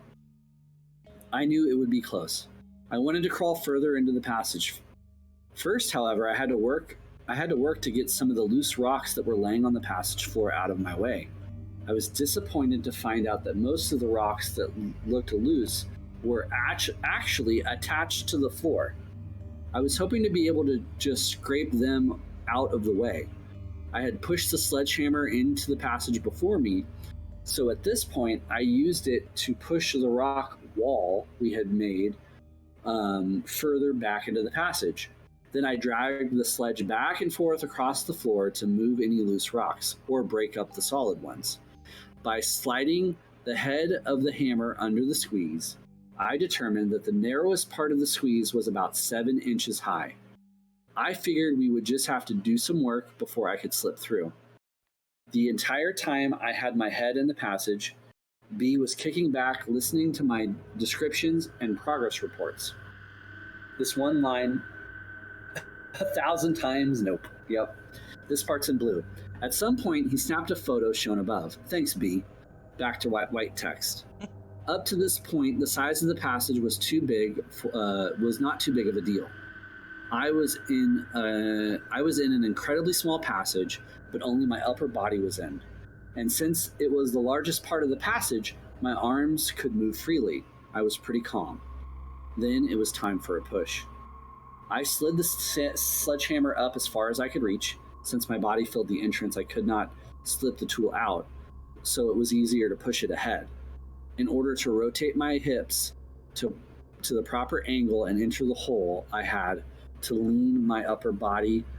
I had to enter the angle, at this angle to enter the hole, I had to lean my upper body on my forearms and use my feet to climb the wall outside the hole, slowly crawl into the hole. My hips barely fit. Once they cleared the entrance, I could relax a bit and get in position to work towards the squeeze. I decided to try the one arm forward technique to get through. The passage was so narrow that whatever position I started with, I would have to stay with through the entire length. There was just no room to move around or change positions. I would have to turn my head one way or the other and keep it in that same position. This crawl was tight.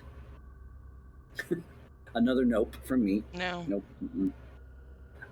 Moving forward, at this part of the passage was relatively easy. I could use my forward arm, my left arm, to pull, and my other arm to push. At the same time, I would wiggle my body, trying to arch as much as I could to keep my chest off the rocks. On a I tried completely, both. I'm sorry. So zombies on the other side of the house, and when you were reading that, I just heard him go, nope. This see, and this is the thing is like I get scared about a lot of stuff. Putting myself in this perspective just like gives you that anxiety of like playing a horror game by I yourself. absolutely would not be doing any of this. Ted is doing entirely too much. I don't care Yeah, how much gold is in there, even if they were like, nah, it's legit. I got a photo, show it, like, cool, somebody else can go do that. Not me. yeah. Good luck, you've earned it. Like if you get it, you've earned it. I don't feel like I need to earn I it, don't feel so I'm bad. out.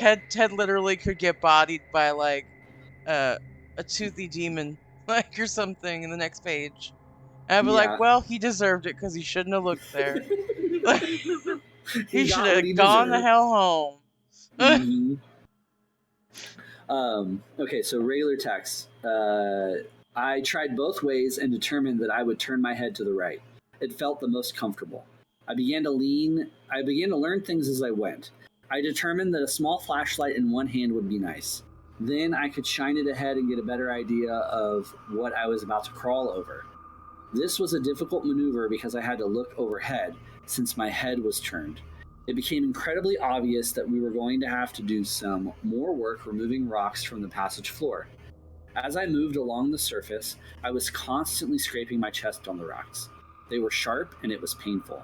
Occasionally, I would cause a rock to slide along under my chest and actually wedge me between it and the top of the passage. Oh my gosh, it could almost like puncture you.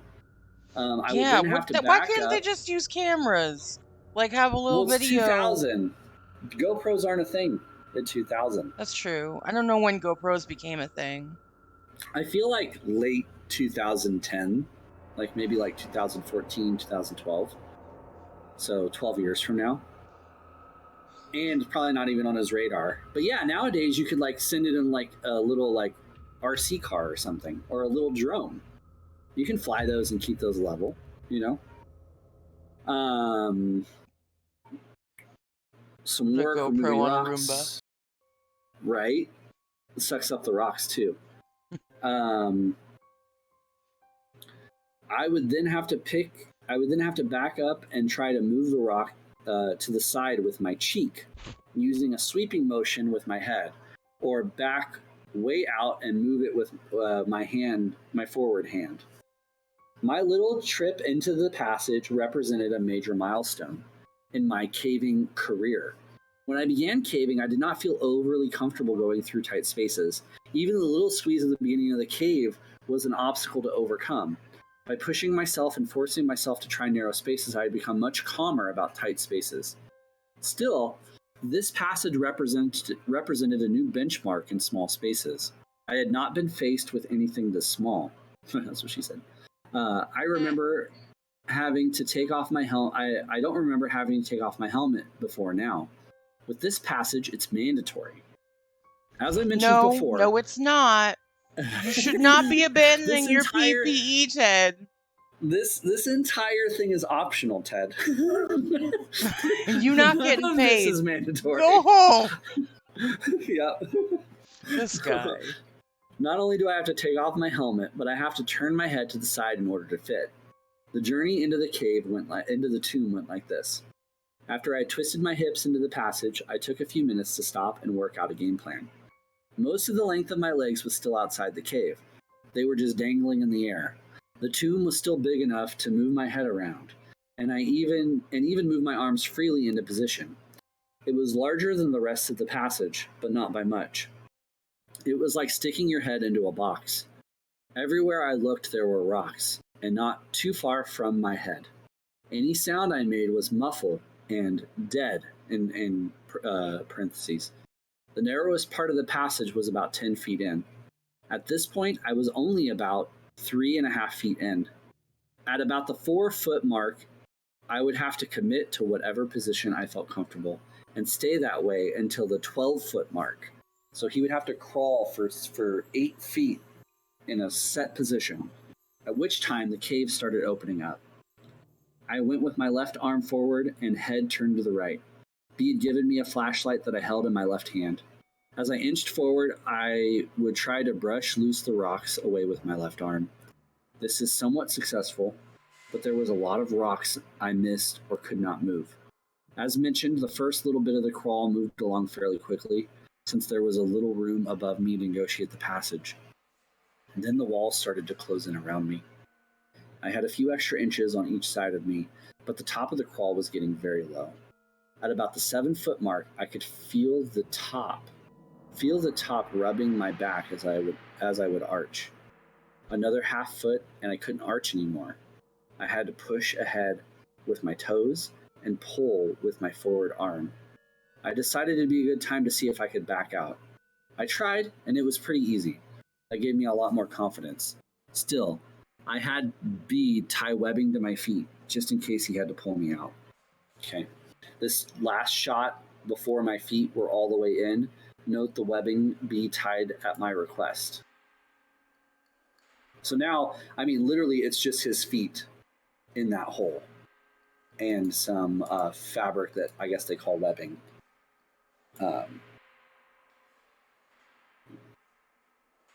Once we're past the super claustrophobic squeeze part, and I'll pop my headphones back on. Okay. So, sorry, zombie. That's good though. That means this is a good. That's what makes a good creepypasta, when you have to be like, nope. Okay, hold on. I need a minute. All right. My neck was starting to get sore from being cranked to the side. My head was getting heavy. But to rest it, the only option I had was to lay it down on broken rocks. It was painful, but I did it frequently. I was staring at the wall to my right. It was a mere 4 to 5 inches from my face. Most of the time, I wasn't watching the wall.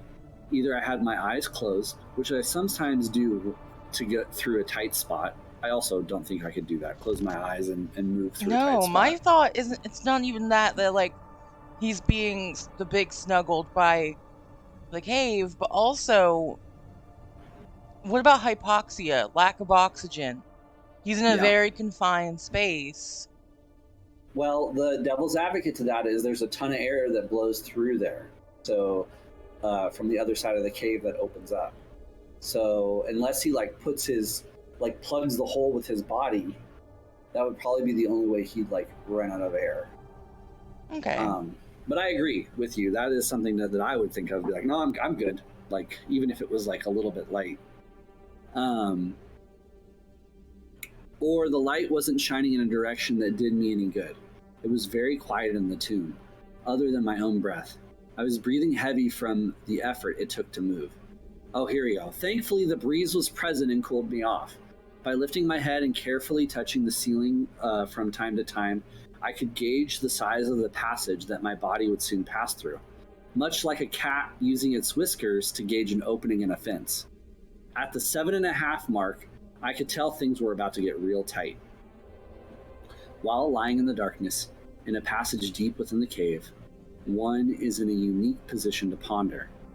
A mountain literally resting on top of me, the entire earth lying below.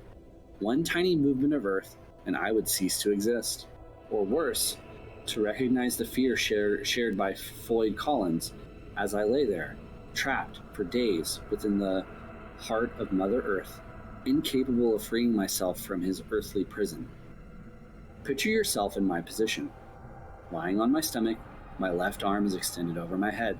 My right arm is at your right arm is at your side, having only a few inches in which to move. Your arms and hands are sore and bleeding from crawling and pulling yourself across the broken rocks. Your entire body is resting on the rocks. Your neck is tired of holding your head off the rocks, so you gently rest your cheek on the rock to rest. Once you start, again, you have to push with your toes to scoot your body forward, sliding across the rocks. After moving a few inches, you are breathing hard and have to rest. As you inhale, you can feel your back pressing against the hard top of the squeeze. It takes several minutes before you recover enough to press forward. The entire time you are lying there, you think about how you're going to get back out. And what if? Question mark. Well, that's pretty much what I was going through at this point in the passage. Now there's blue text. I decided that this would be a good time to throw in a photo of the squeeze. The photo was actually taken on a different trip, but it shows how tight things were at this point in the passage. Notice my head turned to the side, not by choice, and you can now see that I would rest how I would rest my cheeks on the rocks. You can also see how difficult it is ahead of me. My arms are pinned to my side. I later determined that this was the best position. There is virtually no space between the top of the passage and my back. Tight, not for the claustrophobically inclined. I just don't understand why. I don't either. I mean, like maybe people who are super into gravity blankets, like weighted blankets, right? All right. Next page, or next part, regular text. All right, cool. We're making good time. When I reached the point where my back was rubbing and I could feel with my head the passage was not getting bigger, I knew I was most likely not going to get through. Still, I decided to give it one more push. If I had been in this position a year ago, I would have been in a state of panic. But not today. I was pretty pumped. I took a few minutes to rest, then I went for it. I exhaled completely all the air out of my lungs. This caused my chest to collapse enough to scoot forward a few inches. What if you scoot forward and it doesn't widen? Like, you can't breathe. Like, your lungs will not be able to get enough. Because it takes so much effort to scoot, I only went a few inches before I had to stop and breathe. As I inhaled, my chest pressed hard against the floor and my back against the top. It took a little longer to get my breath back. Unbelievably, I did it again. Exhale, scoot, rest. Again, only a few inches. Repeat. I took a few extra minutes. Hey, Thrall, what's going on? I took a few extra minutes to enjoy this position, pinned in the small passage. Wow, I could not believe how relaxed I was. I tried one more time to exhale and scoot. My back was rubbing too much to continue. Despite the failed effort, I was psyched. It took several long minutes to lie there and recover from the effort. B had been encouraging me the entire time. It was fun to hear him cheer as he saw my shoes go deeper and deeper in the hole. Also, that's like, what a friend. Yeah, quote, B, unquote. get your ass in the hole. Your turn, bro. Yeah, now it's your turn, buddy. Backing out was not too difficult, but it did take some work.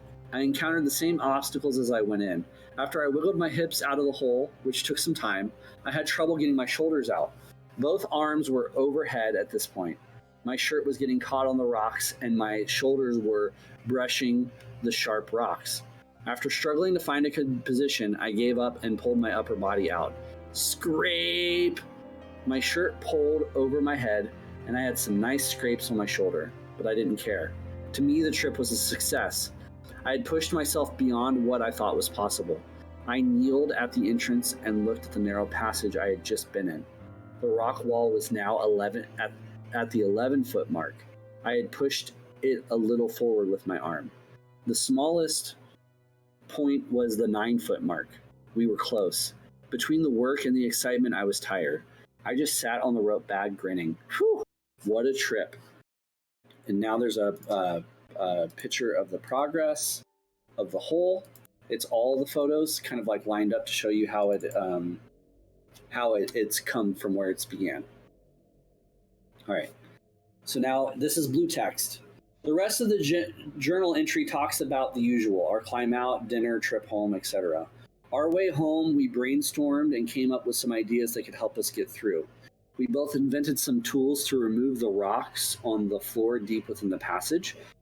We were both very excited by this trip. I, from pushing my limits in the cave, and B, from his success in climbing out of the cave. This was the first time he was able to climb all the way out without any help of climbing devices, nor my help.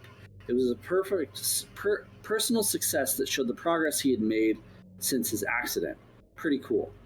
I remained amazed that we could so easily forget the terrifying moment we had experienced just the day before. All had been forgotten, with the strange noise being blamed in our minds on some rational, harmless explanation. The next page is called Success. Okay, here we go. Ready? How you feeling? I'm feeling like WTF? these guys are ridiculous. Do you think it's safe to let Zombie know to I come think so, back? because yeah, I think so. We might get, I think now it's going to focus on like clearing the path up. Trigger warning, time is over. Safe. Oh, I like that. That's so great. Okay. All right, so now it's April 7th. Remember, we started January 1st-ish. So we're now 4 months into this. No, we started back in December. December 30th. So it was like the very end of December. So I count that as like 1 day, 2 That's days. fair. Okay, that's fair. Yeah. So, hello, zombie. Welcome back. We are out of the cave now. We made it out. So no worries. This text is in blue, so it's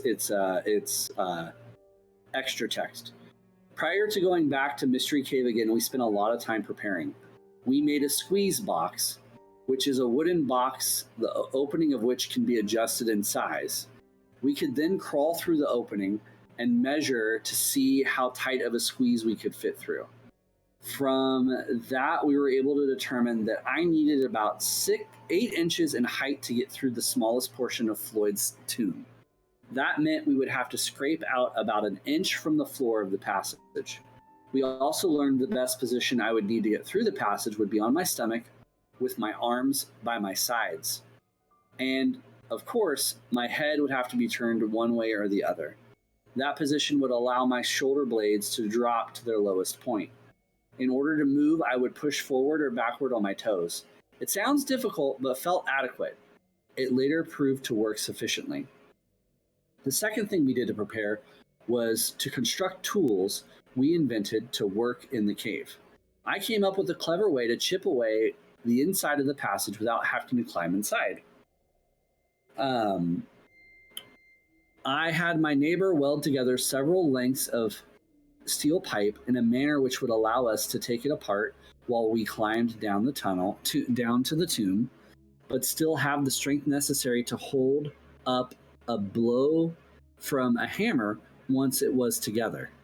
We made our own tips that we could screw into the pipe to reach the area we needed to work on. B came up with a cool design for a scraper using an angle iron. He had his neighbor weld it together. It proved to be an invaluable tool for scraping and removing the rocks. I We were love both, hearing that all these welders live in like a community together. That's yeah, exactly, beautiful. right? Everybody should know a welder. If your neighbor isn't a welder, what are you doing? And I hope they tossed a coin to their welder as well for all the hard work. Yes. We made our own tips that we could screw into the area. We were both proud of our inventions. I also made a device to hold my drill that attached to our pipe. We ended up not using it since the bee scraper idea works so well.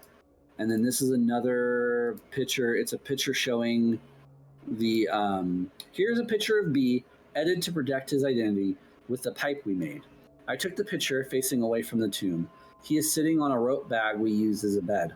Behind him, to his left, is the passage that leads down to the still water. Beneath him, to his right, is the last drop off before the passage. You can see some webbing we used to climb up and down. Let me cut, paste. All right. Whew. Fun times. Okay. So now we are back to regular text. I took an oath. I made a vow. I would not leave the cave until I made it through the passage. Conquered Floyd's tomb. This would be the trip. He is the shield that guards the realms of men. Yes. Like, okay. Yep. Mm-hmm. It had been a long time since we had been out to mystery. We had been busy, though. We had made the tools we had talked about. It was fun coming up with ideas for tools. Also, we made a squeeze box to determine the best technique for getting through the tight spot. Plus, we knew about how much rock we need to remove before we could get through. We were excited to get back out to the cave and to finish our project. Our climb down the passage took a little longer than usual since we had extra tools to carry. Once we got down to the passage, we immediately got to work using B's scraping tool with the pipe that I had made. It worked like a charm. We'd hammer the pipe out on one end and the scraping tool on the other and dug into the rock. Then we would push the debris all the way through the passage and out of our way. When we needed to measure our progress, we would turn the scraper sideways in the passage and observe the clearance. We worked for about 2 hours before I had a desire to try the tomb. I just wanted to make sure that I was going to make it through on the first try. B made one more sweep of the passage, clearing any loose rocks from where I would be crawling, pushing the wall all the way to the back of the squeeze. I made preparations for my crawl by fashioning duct tape suspenders to prevent my shirt from sliding around while sliding across the rocks. That's an interesting thing to think about. I went with a flashlight in my hand, even though my hand would be at my side. I knew I would need it once I got through. As an expression of faith, I did not tie a rope to my feet. I was confident I was going to make it. Finally, I made the attempt. We might be getting to tight spaces again, Zombie, so just be forewarned. This text is in blue. Although I didn't mention it in my journal, we did notice the breeze was back and the rumbling was present. Normal text. Since we didn't do any work to the entrance, I had to go through the same dance routine to even enter the cave passage. Once I got my upper body through the hole, I shined a flashlight ahead of me to work out a plan of attack.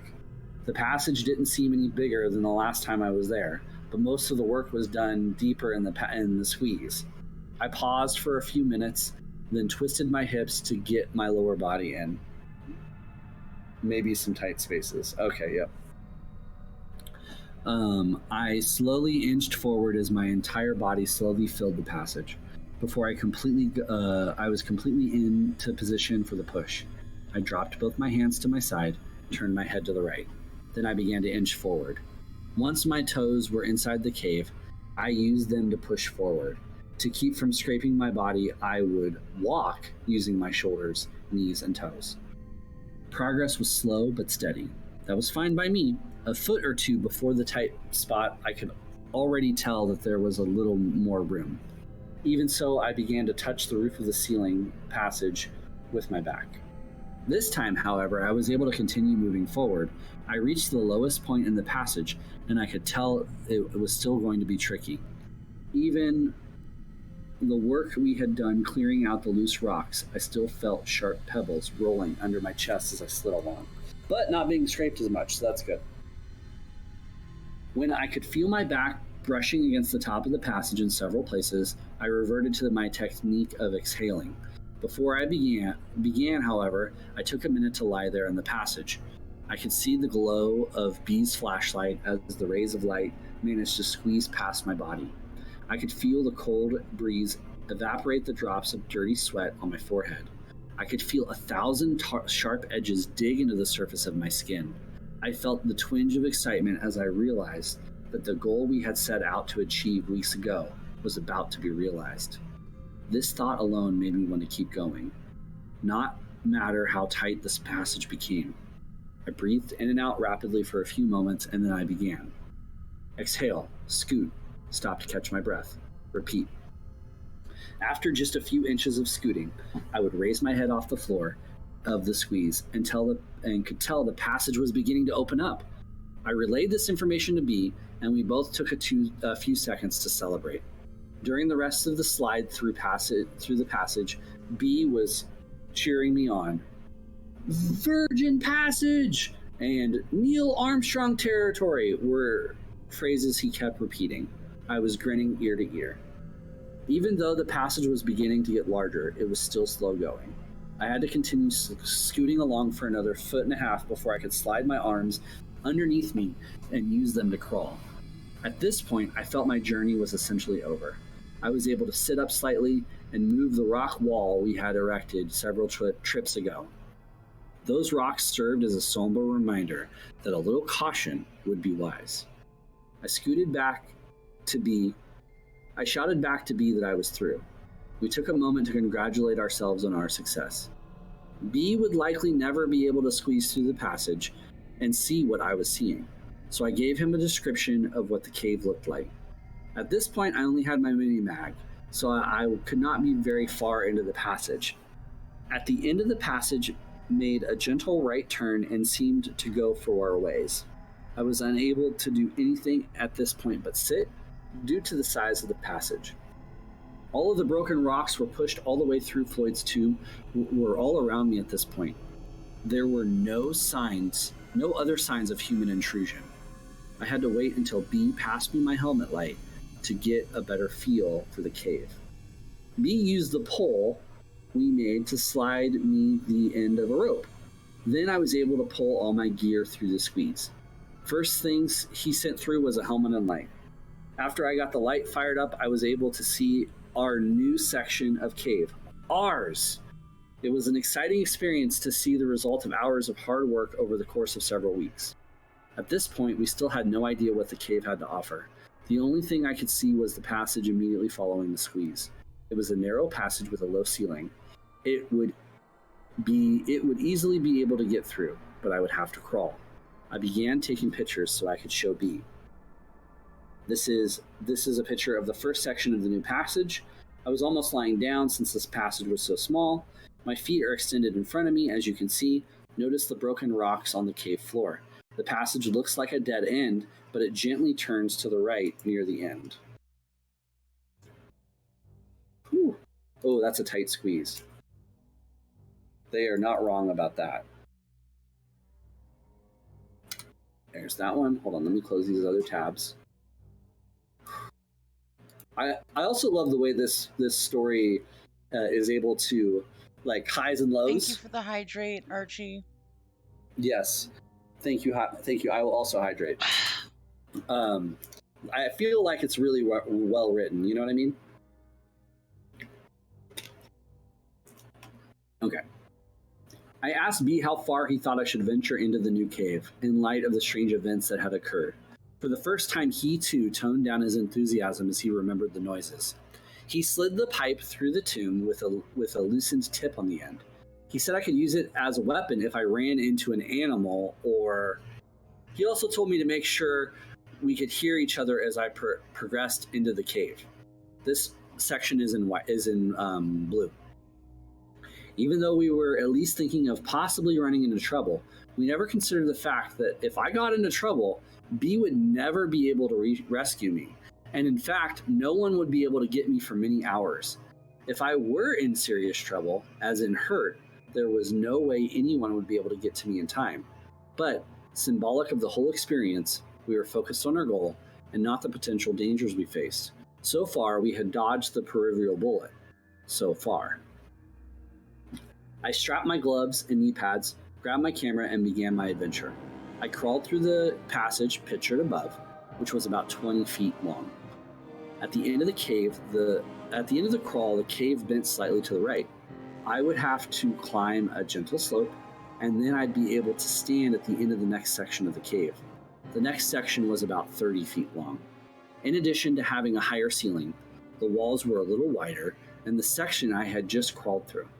Both sections were relatively straight. The floor was covered a rock which crunched as I crawled, and then walked across it.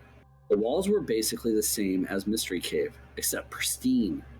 It was obvious no one had been here before me. Upon closer examination of the walls, I found two delicate types of formation. The first resembled several chunks of grated cheese tied together on one end, and the rest of the cheese just flopping down. The second formation was just tiny strands of rock, thinner than human hair. It looked pretty cool. I found several examples of both kinds of formations.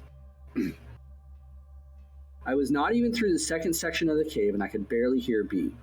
Cave passages were not very acoustically friendly. I shouted to him that I would go for a half hour and then return. He said that would be fine and to be careful. I then proceeded to explore some more. I would walk nearly upright at some point.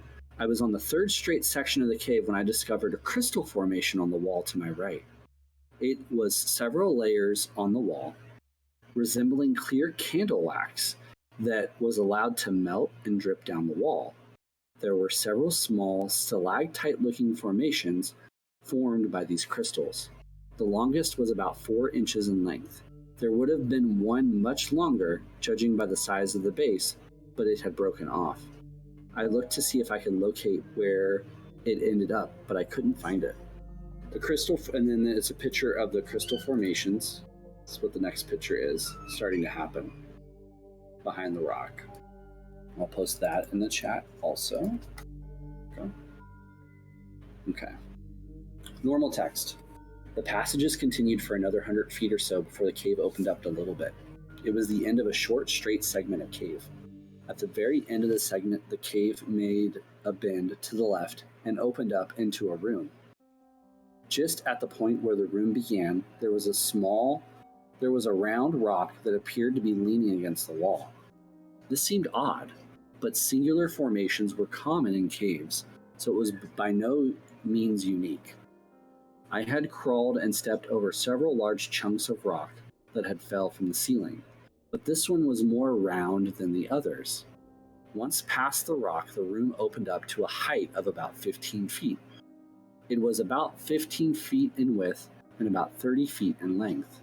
At the far end of the room was another passage leading straight out. As I entered the room, I had an eerie feeling.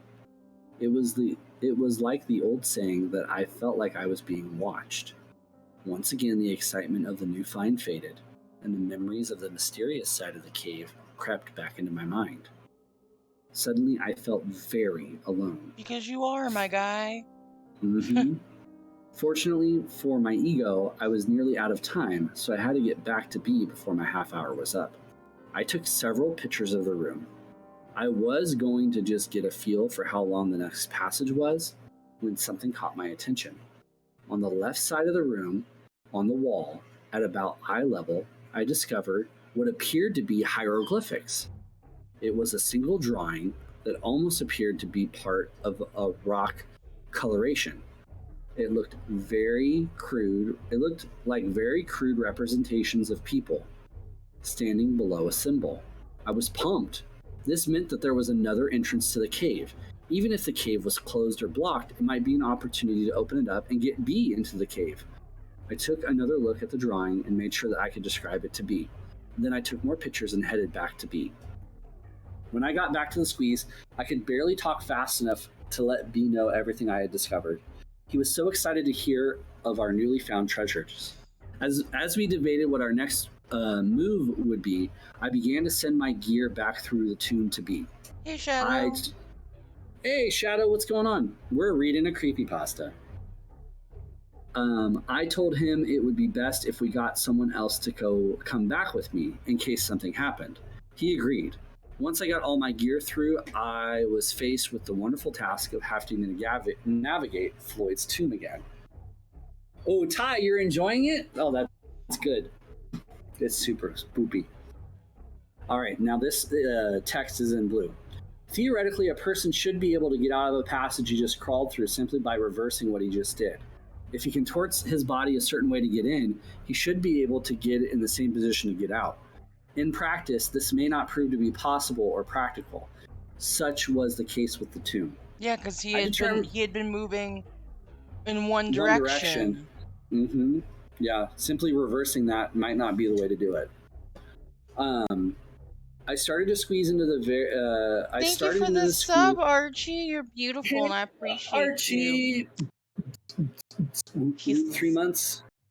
Yeah, such love. I determined in advance that I would attempt to go headfirst back through the squeeze. I knew that I could definitely make it by going feet first, but that would mean backing all the way through the tomb. That would take a long time and be very exhausting. My only concern in going headfirst was when I got to the end of the squeeze. I would have to get through the hole we made without the benefit of being able to twist my body. Oh well, I had chose to go headfirst and deal with the exit when I got to it. Oh well, I'll figure it Shoot. out Oh, in a place we'll, where I can't really move. we'll fix it in post. It'll be fine. This It'll be guy. fine. Ted. Oh, Ted. Okay. I started I started into the squeeze very close to the tight spot, so at least I would have it over with soon. It turned out to be tricky getting through. I had to shift my hips to the right angle to get through, but I kept plugging away at it. My hands were once again at my side, and my head was turned to the right, and I was scooting with my toes. He's gonna Once do it again, live. yeah, he's gonna do it live. And once again, I was using my head to gauge as a gauge to tell when I was at a tight spot. Then when I was past it, I seemed to get tired a little quicker on the way out. Must have been from all the work we had done to get through. This is legit fear for me. Absolutely, me too. That's why I love this creepypasta. I've read this creepypasta since probably 2005. I've probably read it at least 10 times. It's fantastic. Where were we? The work we had done to get through. I was a little over halfway through when something bizarre happened. I was lying there taking a brief break when I heard a sound deep within the cave. It was faint, but distinct sound of rock sliding on rock. My blood froze in its veins. I couldn't move. I just lay there straining to hear the sound again. Nothing. I quickly began to scoot towards the exit. I didn't mention the sound to B, but I did recall one of our earlier trips when B said that he had heard the same thing. That's It was really right. bad earlier. Yeah. The task of getting out of our hole turned out to be as painful as I thought it would be. I had to put my arms overhead and force my shoulders through the hole. I definitely left some skin behind as I slipped through. B helped me as I wiggled my upper body out of the passage. Then I could catch my breath and ease my lower body out of the tomb. I was out. B and I shook hands and began to load up our gear. I was trying to listen to any sounds coming from the hole, but we were making too much noise gathering stuff. As much as I looked forward to getting into the passage, it was a relief to get back out. That was pretty much how I feel about caves in general. I love to go in, but I feel good when I am back out again. So now this text is in blue. Something strange happened with the pictures I took in the new part of the cave. You can't see me, but I'm rolling my eyes. The pictures I took in the passage leading up to the large room all turned out just fine. Strangely, none of the pictures taken in the room turned out. Pictures of the round rock, and more importantly, pictures of the hieroglyphics I saw. Pictures taken before and after the room turned out great, but negatives of the photo taken in the room were clear. Nothing. I remember what the hieroglyphics looked like, so I drew a picture to give you an idea of what I saw. So real quick, this kind of ties into that whole idea of metaphysical magical shit protecting itself. Mm-hmm. Because think about it, if shit's always happening, like crazy stuff happens, like if you suspend your disbelief and you say, okay, this happens every day, cool. Why don't more people like see it and acknowledge it? Oh, well, that's because proof gets wiped, you know?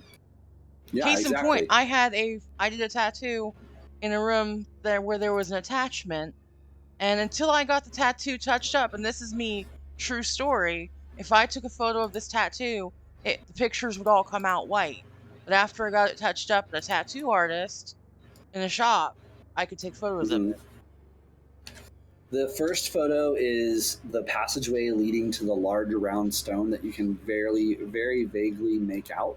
They kind of circled it to hyphen it. That large stone led to a deeper room. That's also where the hieroglyphics were. The second picture is the hieroglyphic symbol that he recreated in paint, I'm assuming, to show what he saw on the wall.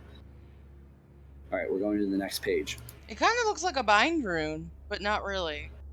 Hmm. Yeah, there's definitely some Norse influence on it, but not much. All right, so I believe last time it was the beginning of April. Now it's dated April 14th. Only a couple days elapsed before B found someone who wanted to explore the passage with us. B told me he talked to a few other people who couldn't make it because of scheduling conflicts. He said, and mind you, this is April 4th, 14th, 2001. He said they really grilled him for information about the cave and about the passage. He would not tell them which cave it was to ensure that we explored it to our satisfaction before we made it known to the public. Even the guy who ended up going with us did not know which cave until we were very close to it. And he was sworn to secrecy that he would not reveal the location to the cave to anyone on the planet. In blue, it says, I won't identify him by name, so I will just refer to him as Joe. Joe, B, and I set out early in the morning to make sure that we spent all the time we wanted in the new passage. We got to the cave and were about to rig up and descend rather quickly. It helps when you don't have to haul half a hardware store down into the cave. Joe was impressed by our work. Even B and I took a minute to pat ourselves on the back for all the hard work we had put in, I'm and so for the fact sorry to that we had pause made it you. through. I'm so sorry to No, pause yeah, you because this drove me crazy. So sure. I looked it up because I have reference guides to everything. Mm-hmm. So this looks like an amalgamation of different runes, a different bind rune stabs. It looks the closest it looks like is the one that you would put up on wood or on stone with blood to ward away evil spirit. And it also kind Oh, of looks like the one for rebirth and regeneration. so could that also be interpreted as not only binding or stopping something, but also preventing it from regenerating or healing? I mean, it might. Here's the thing, because it's Keeping it different dead. enough from those two, Mm-hmm. where I can't say for certain, like, yeah, that's what it is. But given the context of the story, I think it's reasonable to assume that Ted OP, um, when they created this, that may have been just something they drew together, or they may have done it with the intent of using this bind rune, this Mm-hmm. custom rune work, as a means to bind whatever was in that cave to that cave, which would also explain why it couldn't be photographed. Yeah, yeah, because it could that could overlap as one of the effects of the rune. Hmm.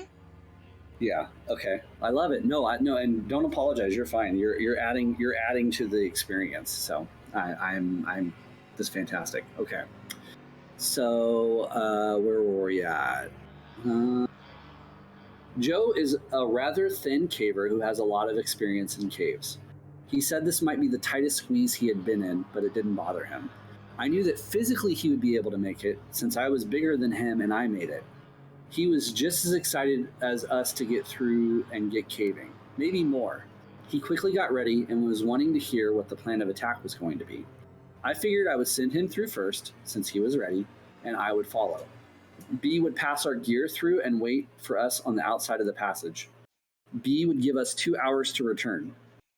That was nice of B to go down into the cave and babysit us. It gets boring sitting there in a cave, especially in 2001. You don't got cell service or. Yeah, how are you gonna doom scroll on Twitter if Yeah, exactly.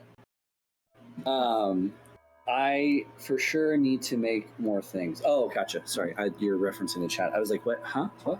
Anyway, um, with our plan set, we were ready to roll.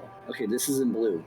It was perhaps irresponsible of us not to tell Joe about all the unexplained events that occurred in the cave until after we had gone through.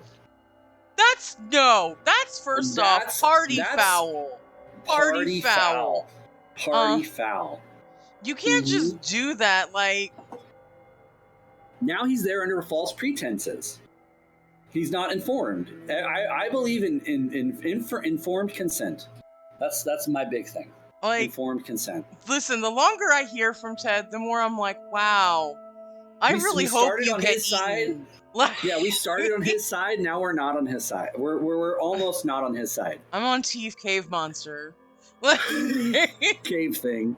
Yeah. Okay. But what exactly do you tell someone? How many of the weird things did we need to reveal to him? We did not feel that we were in any danger, or we would not go in the cave ourselves. So we did not tell him a thing prior to entering Floyd's tomb. Of course, we did tell him afterwards. It was too late. Okay. I mean, hold on. No. First off, you can't do that. Because for all you know, maybe Joe is hiding you from the fact, like, hey, weird stuff, creepy, like metaphysical things that bump in the night, they get attracted to me. So if they're there, how do you explain that to some dudes who are inviting you to go splunking? So now it's a perfect amalgamation of you brought him there, and now everybody's gonna get eaten. Although, to be fair, if I were someone who attracted supernatural things, I wouldn't make caving a hobby. I would avoid caves, churches, places of importance. But that's just me. So I get what you're saying.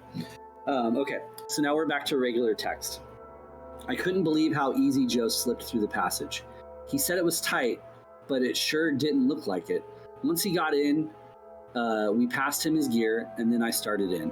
Even though I knew that I could fit through, it was still a slow trip through the tomb. You can only go so fast when you're scooting up with your toes.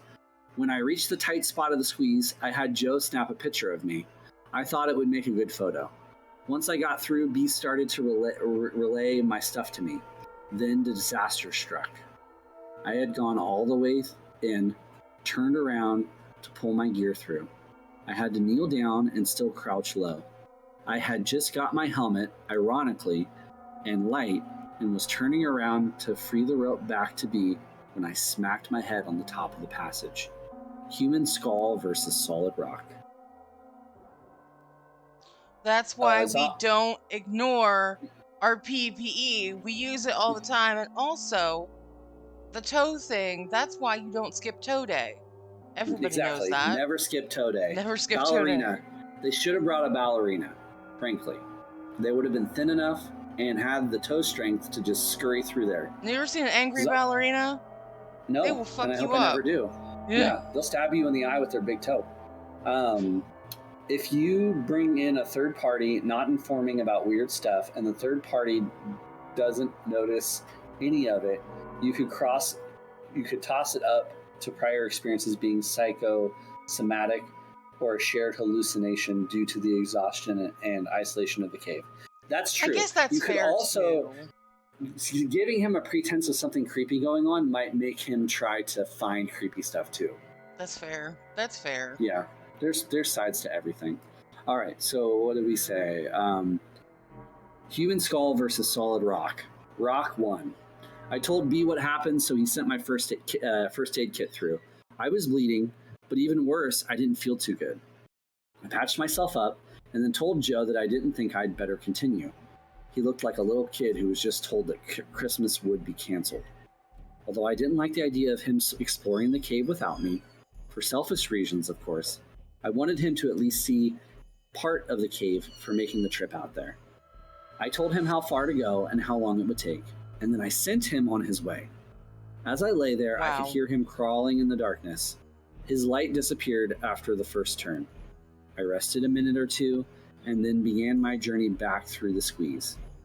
It was disappointing to get all the way to the cave and then not be able to explore it to its end. It is actually killing me.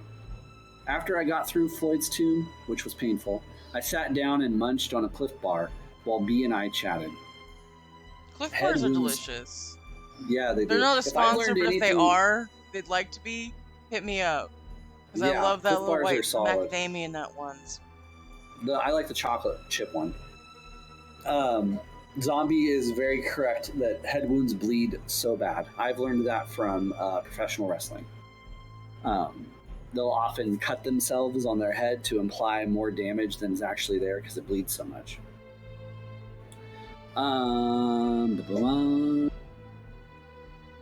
Light disappeared. Sorry, I'm just trying to find where I was at. Cliff bar when B and I chatted. There we go. Cliff Bar while B and I chatted. I told him I would pay for a motel room if he would stay overnight. Then we could see how I was doing the next day and make another attempt at the cave. I felt goofy for having smacked my head on the cave wall. B said he was willing to give it another try tomorrow. He was just as anxious to put some closure to this cave. As long as Joe would stay overnight, we determined to wrap things up the next day. So this cave has also tasted both the original caver's blood too. That's true. Both B and Ted have bled in this place. Although it had already tasted Ted's blood when he crawled through all the rocks. Tasty. Wrap this up the next day. Once this was settled, we just sat back and enjoyed the darkness. We could hear no sounds coming from the passage. The silence reminded me of the scraping noises that I had heard the last time we were out there. I brought up the subject with B. Since I had not explored the cave completely, I could not offer any explanation of what could be making the scraping sounds, or the change of the wind strength, or the rumbling, or that terrible scream we heard. Suddenly, we both wished we had not sent Joe into the cave alone. Now you wish that? Yeah, and at this point, they still haven't told him about anything creepy. B went to the hole and yelled into it. Joe? No answer. Not surprising. You can't just hear each other when you're very far apart in a cave. We nervously awaited any sounds. Good sounds, that is. Joe-type sounds. The 20-minute time limit we had set passed. Then 25 minutes. I really had no desire to climb through the squeeze. My head was still throbbing, and the squeeze looked tighter than ever. Still, I knew I was going to have to make sure Joe was safe. Why don't they have radios or something? I don't know if short distance radios work underground. I don't know. That's a good question.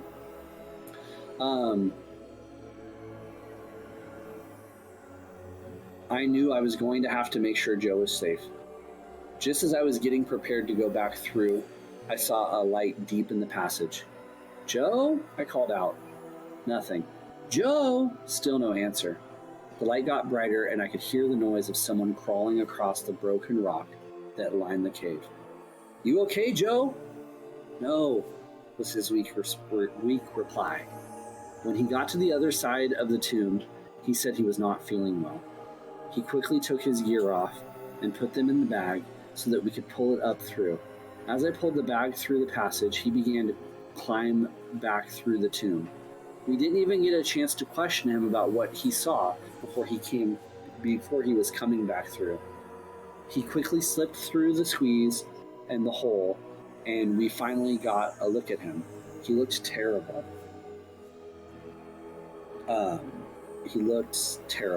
His face was pale and he was out of breath. The dust that covers the floor of the squeeze left its marks on his face and clothes. He had numerous small cuts and scratches on his face and arm, probably from his rapid exit of the passage. His eyes were wide open. We only had a brief moment to look at the change that had occurred to Joe before we started to head up and out of the cave without saying a word. While Joe and B started for the surface, I took a minute to gather our gear. Then I stopped and listened to the passage. I heard nothing. And I felt nothing. Because it got Joe! The wind had stopped. Part of me wanted to get out of the cave as fast as possible, but another part of me wanted to immediately climb back through the passage to find out what had made this cave tick. Then was not the time, though. I still felt a little dizzy from my injury. At that moment, I noticed B and Joe had made a good time getting up the passage, and I was left alone. Chills ran through my body as I scurried to catch up with them. Once we were outside the cave, I figured we'd be able to find out more from Joe. But when we got up to the final climb, he just unclipped from the rope and went straight to the truck. In the light of day, he looked even worse than the cave. B and I gathered up the rope and our gear and headed for the truck. Joe said he did not want to stay overnight because he felt terrible, and we believed him. So we headed home. We could get no more information from Joe. He just stared straight ahead. He was shaking like a leaf, and he said he was not cold. When we tried to question him, his answers were short. I asked him if he saw the hieroglyphics. No. Did he hear us yelling? No. Did he see the round rock? No. Did he see the crystals? No. He said he just went in a little ways and started to feel sick. Something was fishy about his answers. He would have had to have seen the crystal if he had got far enough into the cave that he couldn't hear us yelling. But why would he not elaborate? This part is in blue. The rest of the trip passed in eerie silence. Joe didn't say much else. We gave a brief outline of the strange events that happened in the cave. He didn't reply. As we were dropping him off, we asked if he wanted to go back to the cave. He shook his head and ran into his house. I tried to call him later in the day and the next day, but all I got was his voicemail. Got ghosted. All right, this is the last stretch, I think. April 28th, 2001. This part is in blue. In this journal entry, I discussed briefly the feeling B and I had at this point. I would like to elaborate on those feelings and set the mood for this part of my journal. I hope I can successfully convey our exact thoughts and feelings as we contemplated our next move. If not, I'm afraid we will appear to the average reader as being arrogant, naive, or downright foolish. This cave represented the culmination of weeks of hard work, complete with an array of emotions. From fatigue to fear, anticipation to pain, from frustration to glory. To us, we were not standing on the brink of possible destruction, but rather honoring an unspoken commitment. Much like a parent of a wayward child, we were not about to abandon our child out of fear of the unknown. Like it or not, this cave had become a part of us, and now we must see this adventure to its fruition. Yeah, that's how blood Additionally, ties work, my guy. You fed it blood, now it's stuck to you. Good job. yeah, exactly. Yeah. Additionally, verbose explanations aside, we were being eaten alive by curiosity. That's the biggest weapon and advantage the supernatural has on us as humans. We are too fucking curious. You know what? Almost no one ever says, "No, I don't need to know. I'm good." No, I'm Like, absolutely. If I hear some creepy ass shit in the woods, no, I didn't. right, but we're the minority. Let's be honest. We're the minority, and the supernatural preys on that. Anyway, we had to go back into the cave. What was making the rumbling noise? What had caused the change in the wind strength, etc., all the way down to Joe? What could possibly have happened to him? What did he see or experience? We had many lengthy discussions about our next move would be. We kept coming to the same conclusion. We had to return to the cave. We could offer no possible scenarios that would solve the many riddles held deep within the cave. The only way we could hope to complete the puzzle would be to conquer the cave. We were going back to Mystery Cave. That's stupid. Yeah. That's literally dumb. But I also can't stop reading. 2 weeks after our trip with Joe, we were on our way back to the cave. To prepare for this trip, we had contacted the local cave rescue group and got permission to borrow their low voltage two-way phone. Wait, why didn't they think of this earlier? What? You're not wrong. You're not wrong. The phone consisted of 2 transceivers and a long spool of thin wire. I would then be able to unwind the wire as I went into the passage and stay in contact with B the entire time. We also think it would be a good idea to take a video camera into the new passage. I purchased a case that could protect my video camera from dust, as well as sharp rocks. I was more than willing to pay the cost of the case to make sure B got to see the entire passage. My head was doing fine. I still had a light red line to mark the spot where I tried to break the rock with my head. I never went to a doctor, but it was a very painful experience. I have thought about what would have happened if I had been able to go into the passage with Joe. He was a changed man after he came out. I'd been calling his house nearly every day trying to talk to him, but he would not answer his phone. B called his work. Okay, we'll see in a little bit. B called his work, and a mutual friend told him that Joe had been in sick 2 weeks ago and hasn't been in sick. Had called in sick 2 weeks ago and hasn't been in. He said Joe warned his boss he might be out for a while. I even stopped by his house twice. The first time it looked like someone was home, but no one answered the door. The second time his car was gone and there were no lights on. I hoped to talk to him before this trip, but it didn't work out. As we were rigging the rope to descend into the cave, I felt something for the first time. I did not want to go into the cave. It was not a feeling of foreboding. I was not receiving some premonition.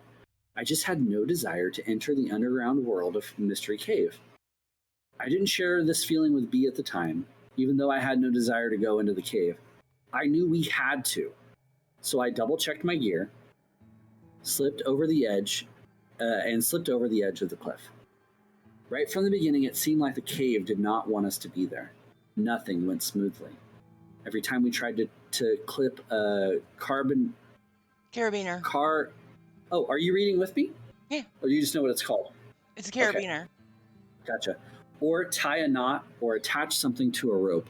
We had to do it 2 or 3 times to get it right. Fortunately, we recognized this and made sure everything was safe and secure. As we slowly made our way down, we continually bumping into the side of the cave or stumbled as we walked, dropping things. We finally reached a point where we stopped to gather ourselves before continuing. Our load was relatively light, but we were taking forever to get to the hole. We finally made it. We checked the camera and the phone to make sure they survived the trip. We tested everything, and I gathered the gear I wanted to take into the passage. Then it was time. We looked at each other but said nothing. Then I turned to face the passage. As I twisted my body to begin entering the tomb, I desperately hoped it would be the last time I would contort my body to enter this claustrophobic nightmare. The trip through Floyd's tomb went smoothly, figuratively speaking. After I got through, we took several minutes to get everything passed through to me. I got suited up and tested all the equipment. The phone worked like a charm. I videotaped the squeeze, then the first section of the new passage. Since I would be unable to tape while I crawled, my plan was to crawl to the next section, then stop and film some more. I would video what I had been through, and then video what I was going to crawl through next. That way I could get to each section from both ends. I was starting to feel pretty good about the trip. I felt a sense of personal satisfaction at being able to provide a way for B to see the fruits of his labor. It was awkward lugging the camera and unrolling the phone while trying to crawl, but I knew it was worth it though. The small formations were too small to show up on the video. With normal outside lighting, it'd be no problem, but with my overhead light as the only source of light, the effort was futile. The crystal formations turned out quite nice. They were easily large enough and made some pretty good footage. I took advantage of the film to stop to check the phone. It was comforting to hear someone's voice deep within the passage. We chatted briefly, and I unplugged the phone and prepared to continue.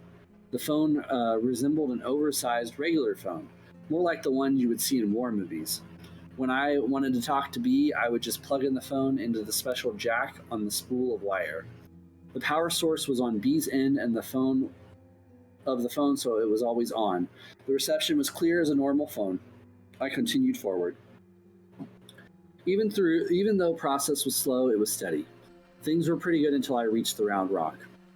Once again, I got a strange feeling, just like last time.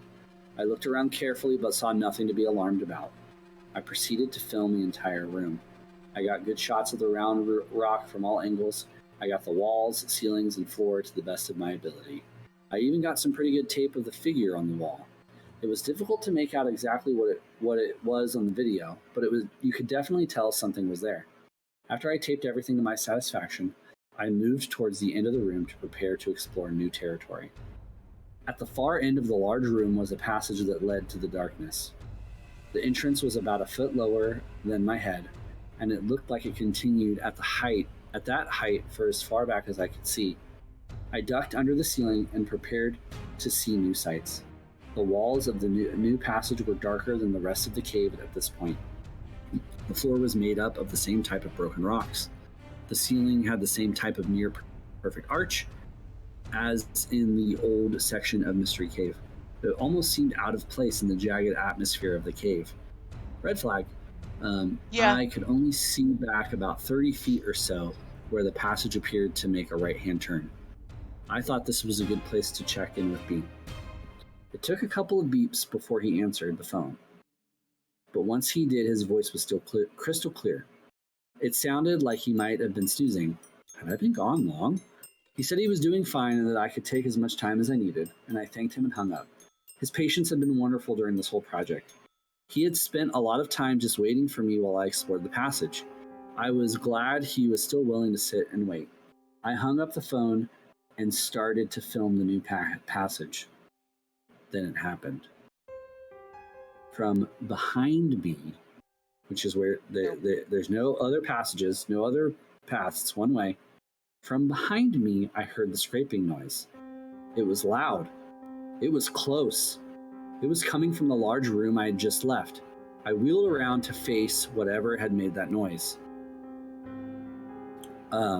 When I did, I lost my presence of mind and stood up at the same time.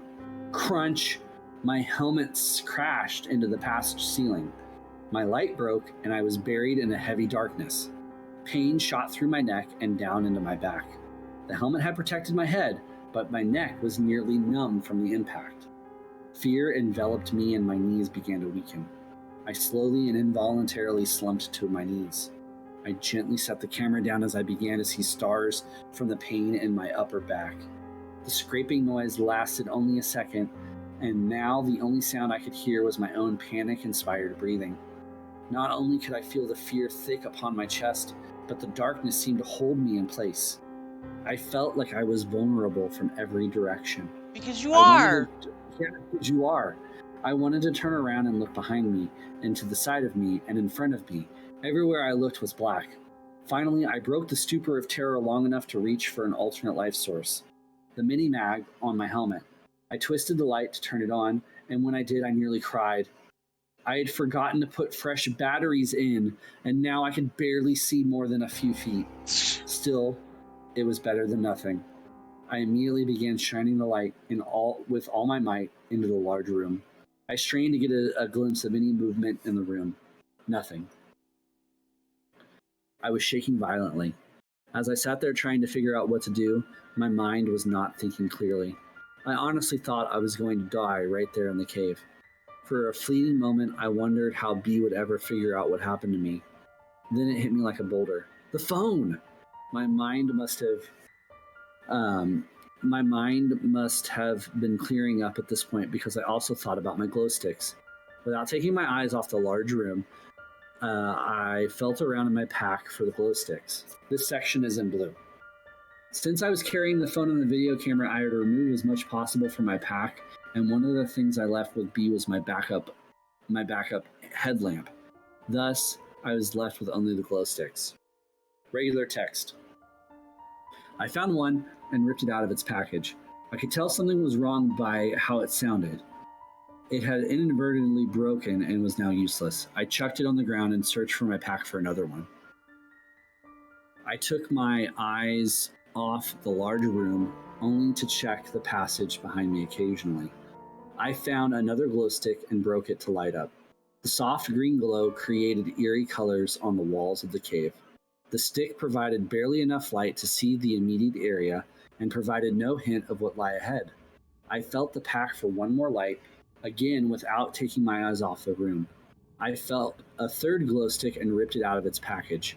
After breaking it to make sure it worked, I hesitated and then I threw the glow stick into the large room. The throw was a perfect one, and the stick sailed through the length of the room.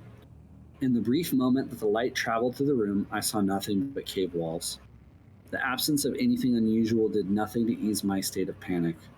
At the far end of the room, I got a brief glimpse around the rock as the light bounced on it. Then the light went behind the rock and seemed to disappear. I was still shaking, but at least I didn't see anything. Still, there was the noise. I used the glow stick to light the phone and the phone reel, and with fumbling fingers, I managed to plug my phone into the jack. I put the phone to my ear and heard nothing. The usual beeps to indicate connection with the other phone were not there. Terrified, I pulled the phone from the jack and reinserted it. Again, silence. The line was dead. What could have happened? I just talked to B. I found myself nearly sobbing with fear. I knew that the only way out of here was back the way I came, but something was in there. A third attempt at making contact with B was made with the same results. I tried to think of another plan, but could only focus on my memories of the grinding sound that I had heard. In my weakened state, I slumped against the side of the passage, breathing like I had just finished a race, never breaking eye contact with the shadows of the large room. As my shoulder touched the wall, I felt a powerful jolt of pain. It reminded me of my collision with the roof of the cave. Despair, agony, terror.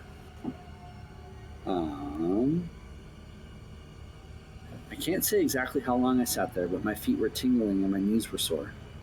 Pain in my back crept lower, although my neck felt no different. I resolved to make an attempt to exit the evil passage. I knew if I waited too long, I would lose what little light I had. I attempted to stand, but did not have the strength. I crawled slowly to near the end of the large room, trudging my pack beside me.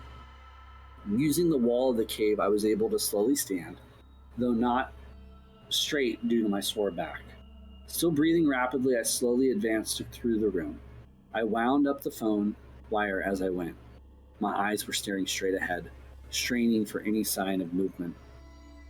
This this is where a face leans in next to the guy and whispers, "I've been trying to reach you about your car's I was extended just warranty." about like any second now. What about the rock? Do you think it's a Yeah, rock person? I have no idea. It's still there, but it hasn't moved. But my thing is maybe a secret passage. Ooh. It looks like, you know what I mean? That sound is like a secret, like a side passage that opens up and closes. And when it closes, it looks like the wall, right? Oh, and like the small rock is the trigger, which is why Joe didn't see it. Mm-hmm. Yeah. Okay. Um, with every step, my light would cast ever changing shadows on the wall, keeping me busy trying to look at everyone. My eyes burned as I realized I had not blinked for many minutes. How many? How long had this been going on? The only sounds I could hear were the crunch of my feet on the broken rock, the wheezing of my breath. As I wound the cord, I could hear the squeak of the wheel, with each turn bringing me closer to the tube, closer to B, closer to safety. The short trip through the room took an eternity. As I passed the crude drawing, it seemed to glow as if offering some sort of warning. I didn't know what the drawing represented, but everything about this cave seemed to instill fear. Towards the far end of the room, I could see the round rock dimly at the far reaches of my light. Something seemed different about it, but I couldn't tell what. When I got within a few feet, I finally could tell what had changed. It had moved. That was the sound I heard. Again, terror gripped my entire body as I realized how close I was to something. I had no choice but to continue. Still, it was not easy. I inched towards the rock, holding the glow stick ahead of me in my shaking hand, using it to pierce the darkness. I stopped just this side of the rock and wound up the slack of the phone wire. Then I realized why I had lost contact with B. The rock was now sitting on the wire. I gave it a tug, and the thin wire snapped. My only hope of contact with the outside world ceased to exist when that wire broke. I had never felt so alone and helpless, buried deep within the earth. I had voluntarily descended into my own grave with a casket of solid rock. More than once, and you kept doing it even after bad things happened. Yep. But Mm-hmm. that's none of my business, Ted. Also, So the markings on the wall, which he's calling hieroglyphics, but I'm gonna call a bind rune staff, was glowing. But To it could be me, that's like, now, hey, right. it's Let's been play devil's activated. advocate. It could have been glowing because of the glow stick and the type, whatever was used to just luminescent. But I'm with you. I completely agree. That's what's happening. Um, okay. With the phone now useless, I set it down in the passage. My gaze fixed on the round rock, I proceeded forward. My breathing was rapid. My throat was dry and aching, and my mouth dusty. With every crunch of the rock below my feet, my heart seemed to stop. No movement could be seen in the green glow of my stick. I got to the rock and peered over the top. Seeing nothing, I took several rapid steps past it. When I reached the other side, I recoiled in horror at what I saw. On the side of the passage, near the floor, was a hole, with another passage revealed. It had been covered by the rock, but now it was exposed. The rock could not have moved by itself. I backed away from the hole and collided with the opposite wall. I had not been paying attention to the pain in my back, but now it came back to me in all its fury. I started down the newly discovered passage. It went down at a 45-degree angle and continued straight for as far as I could What? see. I'm sorry, did I hallucinate? No, He was heading he back saw a new. home and was like, Yeah, oh, a scary passage that wasn't there before. Tra-la-la, and decided to go yeah, down? yeah. And through a passage that obviously could not, that a giant heavy boulder that one person could not have moved on their own. Yes.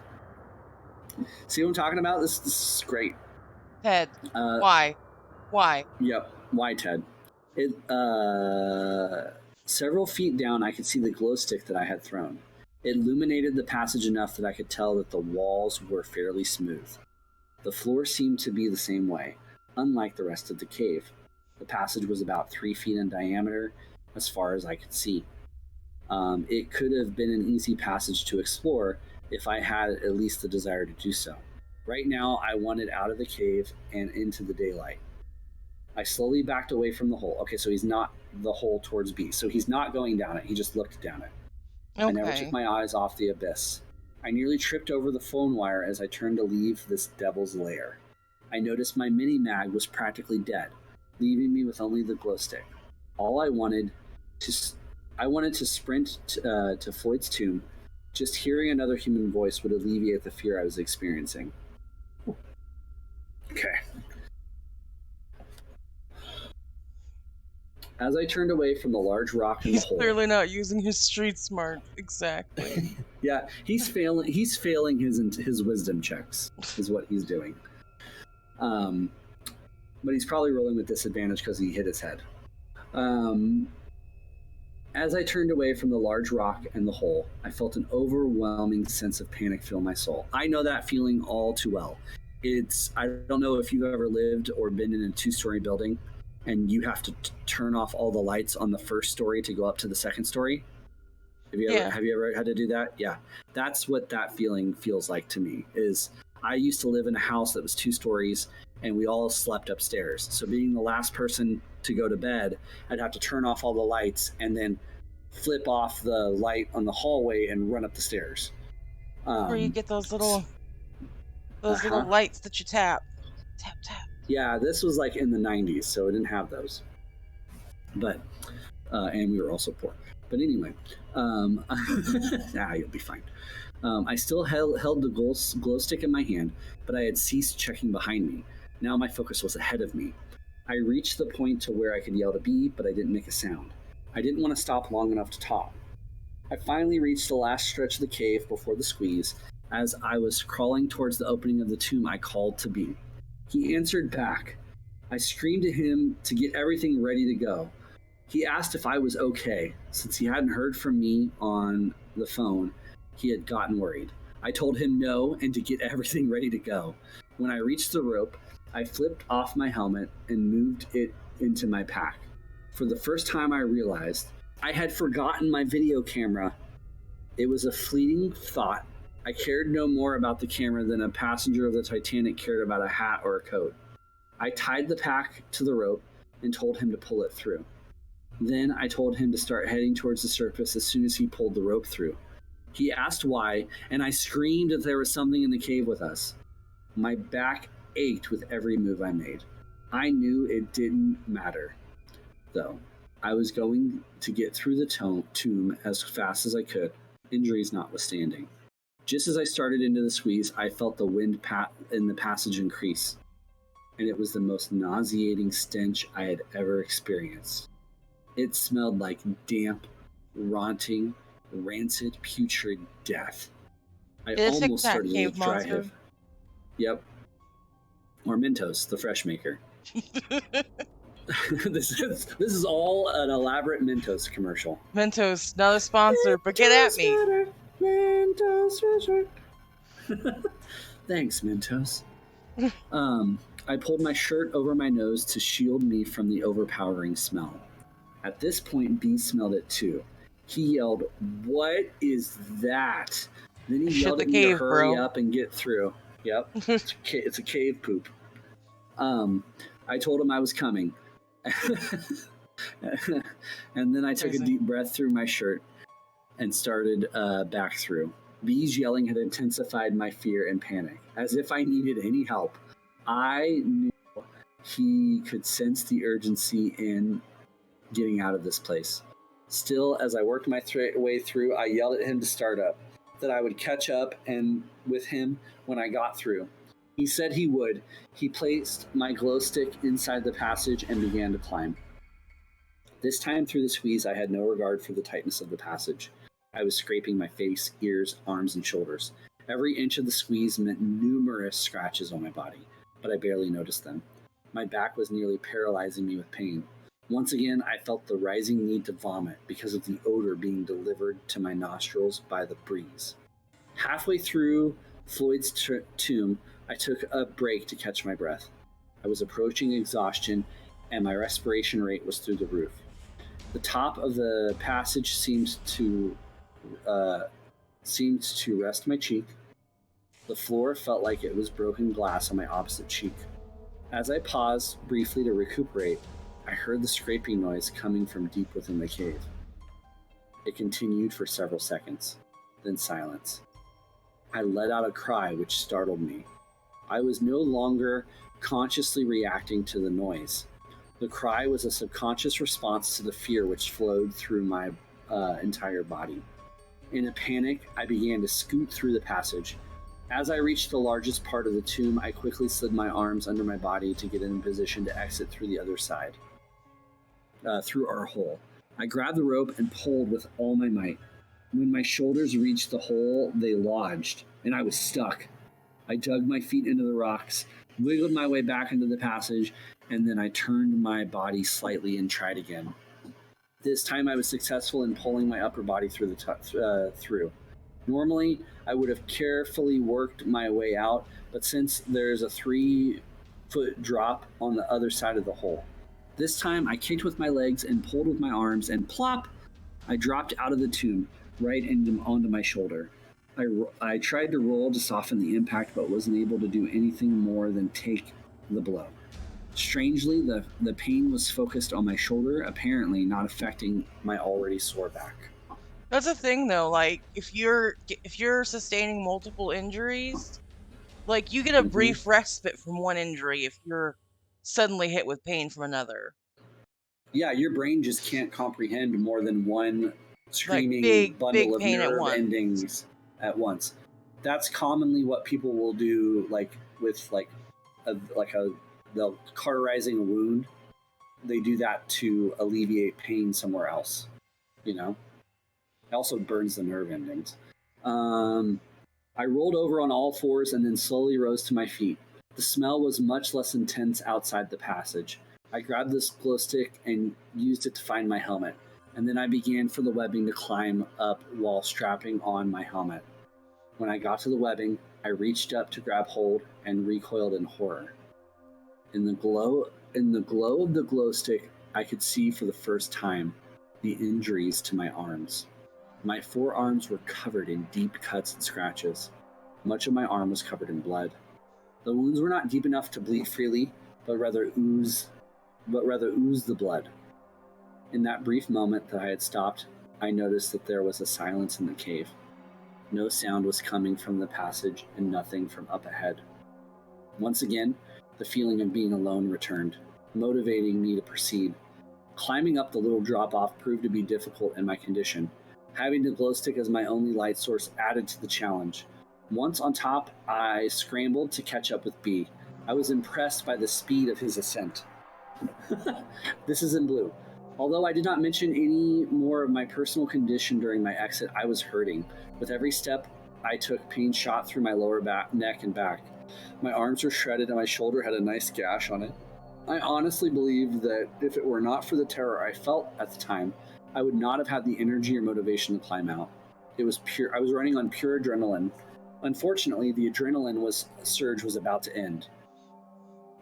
I did not see or hear B until I reached the small area at the bottom of the drop.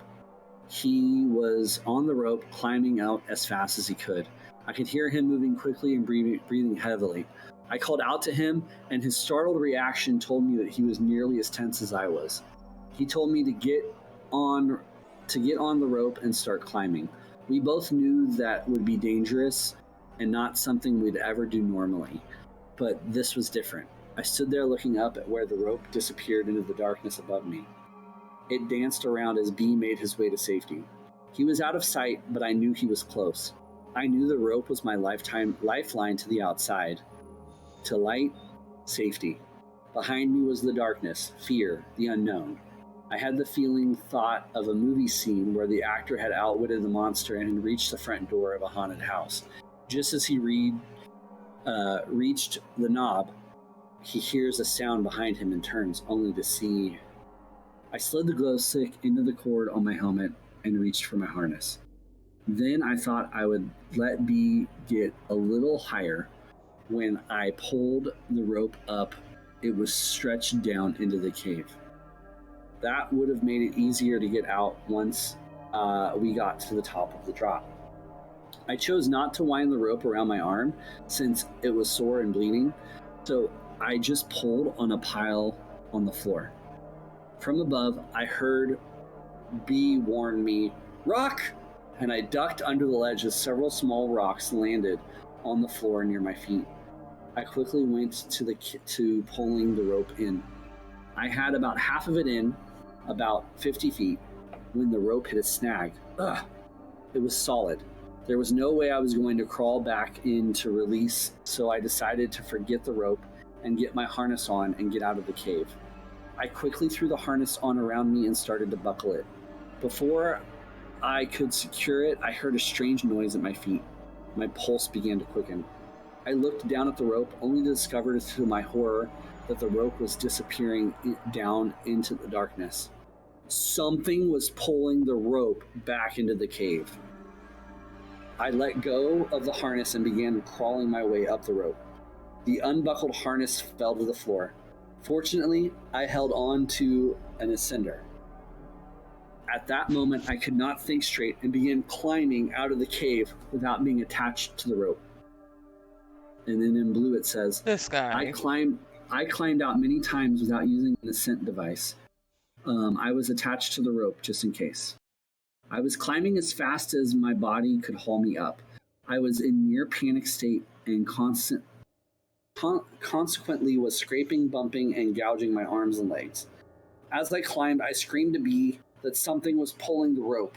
He yelled back to hurry up. Luck was with me that I didn't slip or fall back down into the hole.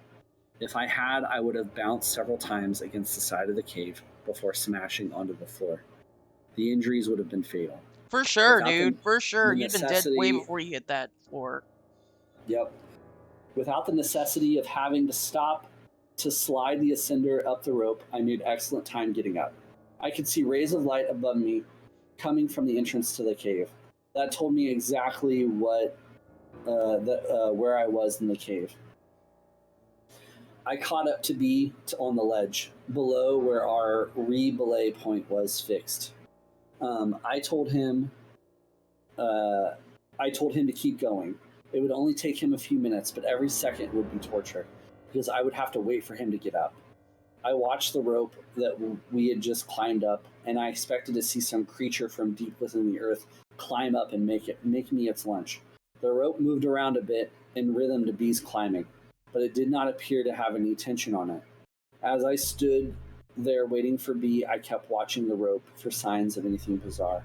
I didn't know if my heart could take any more stress. I could not have been more wired. I tried to relax a bit to make sure I was thinking rationally, but my poor brain had reached sensory overload.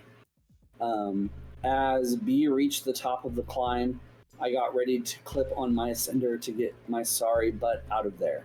It was then that I noticed the rope begin to tighten below. I could feel the tension on the rope, and it was a steady tension, not like something was climbing up. Either way, I wanted out of there as fast as possible. I clipped on and scrambled up the rope. I hadn't noticed B had kept on moving towards the entrance. I got up the last few feet in a hurry. I unclipped and I kept moving, leaving the rope behind. By the time I got to the entrance of the cave in daylight, B was almost up where the rope had anchored. I wanted to get up so bad I almost started to free climb without clipping onto the rope. I could see B was almost up, so I clipped on and started up. I almost didn't make it up. I had just started up when I nearly collapsed from exhaustion. I managed to recover enough to pull myself up the last few feet. It's because he As I was trying to climbed, relax earlier. That's why he got hit with exhaustion. yeah, exactly. He He tried to turn should off the he adrenaline. should have just kept rolling with it and psyched it up more, lean into it. Exactly. Um, the second I'd reached the top, I unclipped the ascender. I could see B kneeling down by the tree, so I limped over to him and collapsed. For the first time since I went through Floyd's tomb, we could see each other. We just stared. I knew I looked pretty bad, but didn't know that B was in such bad shape. He had cuts and scrapes on every exposed surface of his body. His face was pale, almost white. His mouth and his eyes were wide open. He was breathing heavily, almost gasping. The shock we shared at the other's person's appearance was broken when we heard the rope around the tree stretch and the knot B had tied tighten. I was frozen in place, overwhelmed with fright. B seemed to be transfixed on the knot. Then, in one motion, he produced a pocket knife and began to work on the rope. It's amazing how a person's state of mind can alter the perception of time. I'm sure it only took 4 or 5 seconds to secure the rope from the tree, or to sever the rope from the tree, but it seemed like an hour. When the rope was cut, the knot fell to the ground, while the end of the rope zipped across the rocks over the edge of the cliff, the speed of it causing a humming sound as it went. As soon as the rope was cut, B let out a cry. He dropped the knife and fell backwards, watching the rope fly over the edge and the feelings in the passage back to me. I got up, headed towards the truck. I noticed B was still lying there, eyes wide, staring at the point the rope disappeared. I called to him, which seemed to break his trance. He got up and hurried away from the tree, the cave, and the nightmare. Neither one of us said a word on the way home. This part's in blue. It's now 4 days after the trip to the cave. It's taken me 4 days and dozens of attempts to get this experience written into my journal. Every time I started to write, I recalled the terrible feelings I had and couldn't write anymore. I felt compelled to continue, so to document the unbelievable events while all the details were fresh in my mind. I can still feel the pain, still smell the stench, still experience the terror. Even typing this from my journal has taken hours. I would like to write more, but it will have to wait. Even now, several days between me and the event, I can't relax. I can barely concentrate. That's all for now. So this next section is a lot of blue. It looks like everything's blue. Is this? And it looks like this is the end of it. It is. Um, it. I will go ahead and read it, and then that will probably be the end of our journey.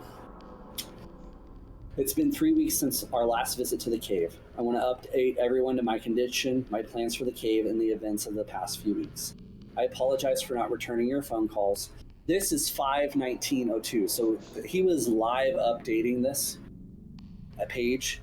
So people were like calling him, asking him if he was okay from that last post. I apologize for not returning your calls. I've not been getting all of your messages. I haven't felt up to calling back. Steve and Mark, thanks for your kind words of encouragement on my answering machine. I know you two are sincerely concerned for me. You are awesome friends. Mark, I know you stopped by the house a few times, and I'm sorry I never answered the door. It really helped me just knowing you dropped by. Sis, I can hear the worry in your voice. I'm okay. Don't worry about me. Just take care of those nieces and nephews of mine. I figure if I can get this site updated, I can let everyone know at once how how I'm doing.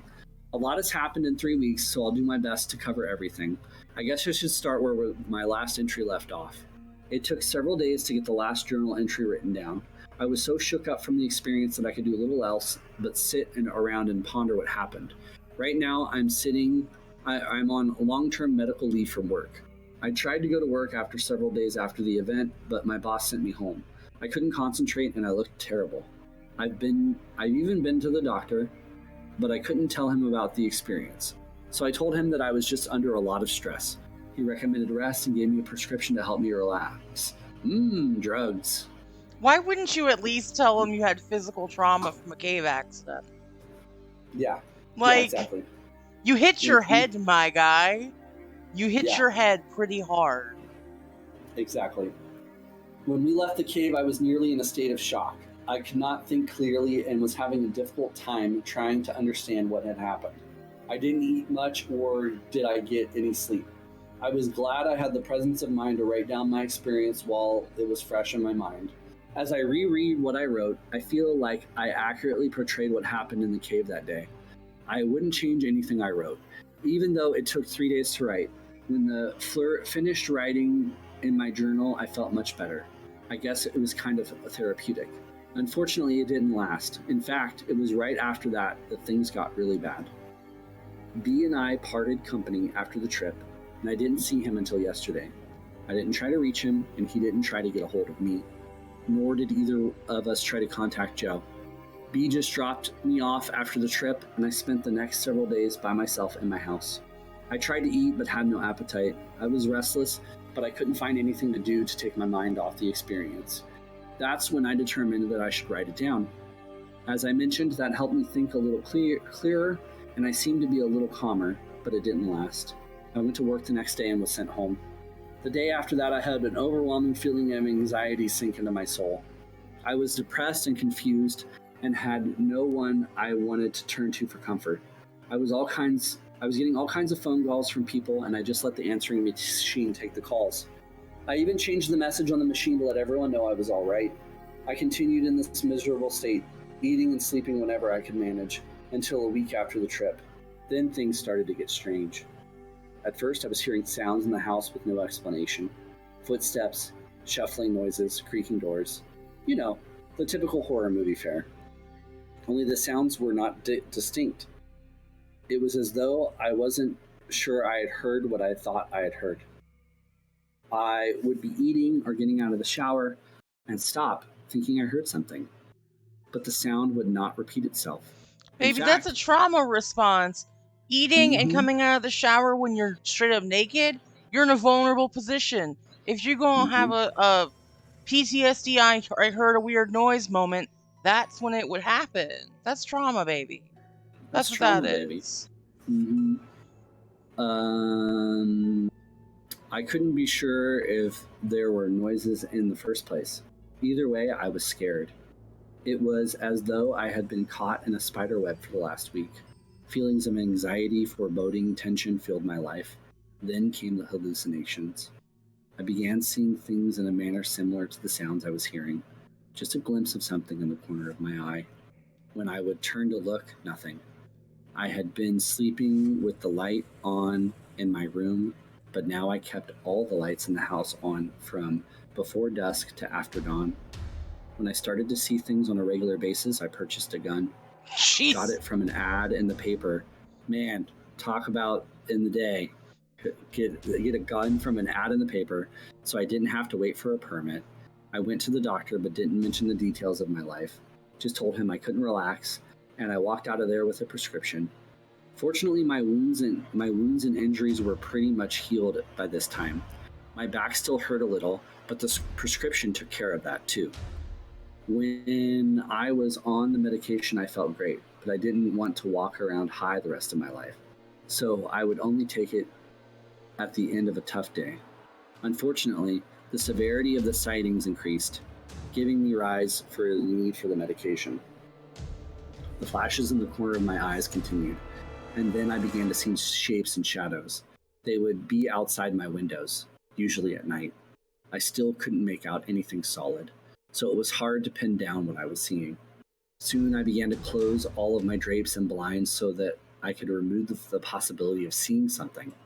Doing so did help in that respect, but my life was still a mess. My daily routine was mechanical and empty. I would sleep in as long as I could, usually out of exhaustion. Then I would get cleaned and try to eat something. I lost a lot of weight, so I tried to get as much as possible down me. Then I would exercise a little and nap a lot. I'd only been out of the house a few times in the last 2 weeks: the store, the doctor, the gun purchase. I didn't watch much TV because I couldn't concentrate. I spent a lot of time on the internet. I was doing research on caves and the cave myths, and the only story I could find was the caver folklore of the Hodag. The Hodag is supposedly a creature that roams caves. 2 weeks after we went in the cave, and a week after I began hearing things, I began to have nightmares. Extremely lucid nightmares. No specific theme or reoccurring events, just plain terrifying. Sometimes I was in my house and someone was trying to get me. Only I couldn't run because I had no legs. Other times I was in a vat and someone was pouring a syrup-like liquid on me, filling the vat. I would wake up in a panic. I would stay awake until exhaustion forced me to enter dreamland once again. A brutal routine. It continued for several days, until it reached a climax on the sixth day, yesterday. My dreams seemed so real that I had a hard time telling if I was awake or not. I was beat, really drained of energy and spirit. I was going from the living room to my bedroom in the early evening when I looked down the hall and saw a dark figure towards the end. I thought it was a thief and began to slowly back up. It didn't move. As I was backing up, the lights flickered off and on. Every muscle was tense. I stopped to stare at the figure. Just then the phone rang. It startled me so bad I stumbled over a chair. When I got up, I wheeled around to look down the hall, and nothing was there. I grabbed the keys and left the house. I felt compelled to get in the car and drive. My pulse pounded in my temples, and I got in and started the car. I wanted to drive to Overlook Point to see the city lights. I didn't know why I needed to go there, but I had to go. The closer I got, the more urgent the feeling. When I arrived at that point, I saw something that at first startled me, but then caused me to be more relaxed than I had been in a long time. Joe was there. He was out of his Eh. car, standing looking at the lights. We looked at each other. I could see from the tired look on his face that he had been going through the same miserable trial that I had been experiencing. He could tell from the look on my face that we had shared some terrible experience. Our conversation was unbelievably brief. "You've been back," he began, even though he knew the answer. "Yes, we need to return." "Tomorrow good?" "Yeah, noon." We got in his car, and I got into mine. What? I hadn't even No. wanted to talk to him about his experience. Obviously, he didn't want to know mine. I drove over to B's house. When he answered the door, I thought that B actually looked like he was doing fine, somewhat happy. One look at me and his disposition changed. Our conversation was su- su- succinct. Succinct. Succinct. I ran into Joe. "We're going back in tomorrow at noon." B looked dead serious. He just nodded his head. I asked him if I could spend the night at his house. He eagerly let me in. I didn't notice until later, but every light in the house was turned on. He led me to the spare room. Help yourself. Thanks. I washed up in the bathroom, took some medication, and got the first really decent sleep in a long time. I woke up early in the morning and came home to get ready for the trip. I thought I would send out this update so no one would still wonder what's going on with me. I suspect by the time most of you read this, I will be back home and I will have a great story to tell.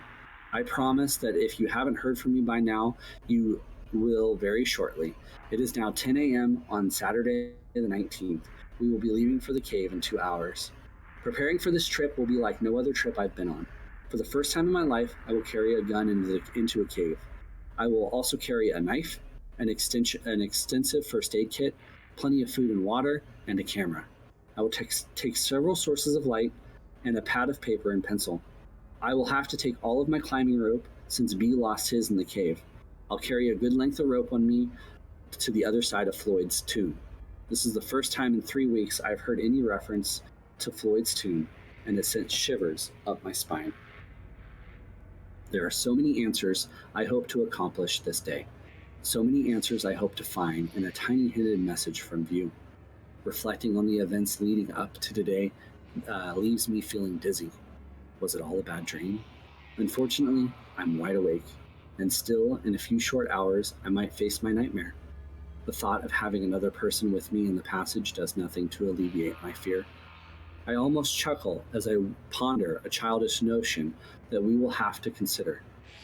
Who will enter the tomb first? Who will lead the way into the dark unknown? Who will decide when to turn back? Foremost among the questions in my mind is, what about the video camera I left behind? Is it supposed to be able to record in complete darkness? I left the thing running, so what might we find on the tape? Darker questions follow. What if the camera is gone? What if it's destroyed? Although it's difficult to put an exact name on my motivation, I think, besides insanity, I think closure fits quite nicely. I need to find out a few things about this cave. The main thing, believe it or not, is to find the end of the cave. With all the bizarre things I have witnessed these past few weeks, it would seem a bit trite to want as a primary goal to get to the end.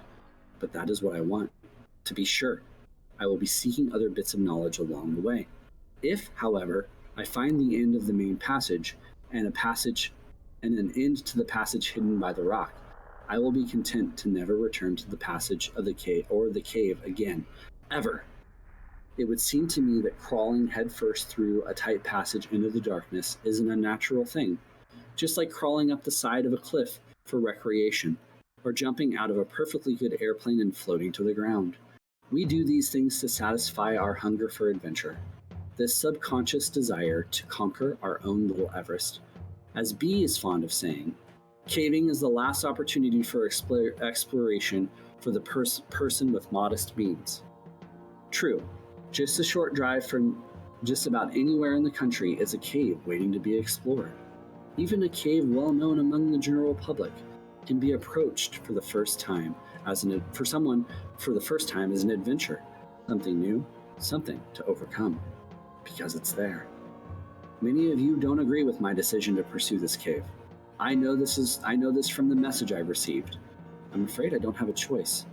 If I am ever to experience restful slumber, I must return. If I am ever to walk the halls of my own home in peace, I must return. If I am to ever exit the overworld and enter the subterranean world of a cave, I must now return. I no longer feel that I have a choice. I must return. For my family and friends who are reading this, I say, be at peace. I will conquer this cave, and then I will return and update this website immediately. I will include any photos we take in the cave today, and if you stop by the house, I will show you the video that I have. I will expect to be home later tonight, or tomorrow at the latest. See you all soon, with a lot of answers. Love, Ted. And that is the last entry on this website. It has not been updated further. Well, damn. When you click next, it just brings you back to the same page. So, I have a lot of feelings about this. Lay them on me. Okay. firstly, what the fuck is the Mhm. very first question I have. Um, Obviously, him and Joe like received something from that cave. Even B That's did. They received the same thing because but all of them were enough. like, okay, we're coming back. Well, no, B. I don't think B went with them. I I think he don't did think. because all the lights in his house were on. No, but so here's the thing. I think that he was affected, but to a lesser degree. I don't think that he had the pull because he wasn't up there with the lights like Joe was. He's like lesser infected or lesser affected. So he's probably at the point where like he has to leave the lights on. He's always paranoid, but he's not, and he's maybe like hearing things, but he's probably not seeing things. Nor is he feeling the pull to go back. Like him and like Ted and Joe felt the pull to go to that place to talk, to go back. B wasn't there, so he wasn't feeling the pull like they were. At least that's my theory. So there's just so much to go on. Okay, so another thing, so he looked up the hodag. That's what he specifically cited as something he Mm-hmm. found that would be similar. So the Yep. hodag is something specific to the Americas. It's a part of Mm-hmm. American folklore. It's a big ol' it looks like a bullhorned, just big. It has a bunch of teeth that are curved, spines curved down its back. Um, Mm-hmm. it looks pretty gross. It kind of looks like an angry cannibal frog, but like the size of a bull. Mm-hmm. It's gross looking. Um, the theory on it is that it was said to be born from the ashes of a cremated ox that had been previously abused. And its whole thing is it was taken aback. It was like from the cremated remains of an abused oxen, the hodag was born to revenge, Mm. which is cool. Yeah. Um, it originally was something that came about that was talked openly in the 1890s, specifically out of the area Rhinelander, Wisconsin, Mm. um, where the newspaper articles were claiming it had the head of a frog, the grinning face of a giant elephant, thick short legs, offset by huge claws, the back of a dinosaur, and the long tail with spears at the end. Truly just That scare sounds like something that can move a big ass rock. for sure, for sure. Yeah. But as far as anything else, it's it's not really showing anything else. I'm looking at this to see if there are any other characteristics or features. Mm-hmm. Um, but nothing really pops out, you know what I mean? Mm-hmm. Uh, Which then also makes you wonder the cave marking, right? So that obviously was from someone that came to America, because if it's in the Americas, that Norse writing wouldn't necessarily be prominent, you know? well, so yes and no. Mm-hmm. It depends where in America this is. And this is Mm-hmm. in the 2000s. Um, this is a part of the cave that, per the narrator's perspective, no one had been in. So it would have had to have been there before It that was was uncovered, sealed off. remember? Yeah. Yeah. Mm-hmm. Um, I'm just trying to see if I keep getting the same things when I look it up. But Yeah. I mean, essentially, if you look at, so bind rune staves, you see those in as early as Proto-Germanic cultures out through um, different tribes up north with the Sami, Mm-hmm. which also, because of how the earth was shaped, it wouldn't be a stretch to think that the Sami and the Inuit, or even other indigenous peoples at some point would have shared that information to some Mm-hmm. degree. You also see those bind staff runes, like the staff runes, used in Icelandic cultures, which has been heavily Christianized, but that's neither here nor there. That's something that would be taught to in those particular cultures, would be handed down through families as this will do this, this will do that. Um, so also, if we're looking at specifically the Hodag, that tells us sort of where in the United States, if this was the United States, it tells us the region that this person would be, which is towards the Great Lakes, because the Mm-hmm. Hodag was specifically a Wisconsin thing. Mm-hmm. That, or at least that's where it was heavily reported. And that's where the hoax of the Hodag being discovered, the remains of it being discovered, were. Mm-hmm. So if we think, okay, Wisconsin area around the Great Lakes, you follow that up through, there's a lot of different stories of giant of a tribe of giants in that region, with fair skin and red hair and blonde hair, um, Mm-hmm. and then being wiped out. That's like in a couple of different tribes. They talk about this other tribe in that region. So it's entirely plausible in my mind. It's not completely out of the question to think at some point in the last 1,000 years or so that a group of people ventured to the Americas and got as far as the Wisconsin area where the Great Lakes are, would have discovered a creature that they were like, yo, this shit's bad. Let's lock it up. Let's throw some bind runes to keep it there. And as long as nobody sets this thing off, we should be good to go.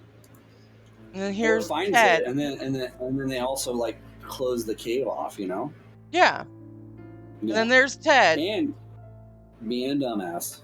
And we don't even know where the path leads to. Remember, because that hole was in one of the earlier rooms. Right. And the reason that they were able to get into the cave at the very beginning of the story, the cave was opened up during a construction project, if I'm not Yeah, and mistaken. the And that's when the they the found. larger cave, and then that small little section probably was broken off, like the wall was thinnest there.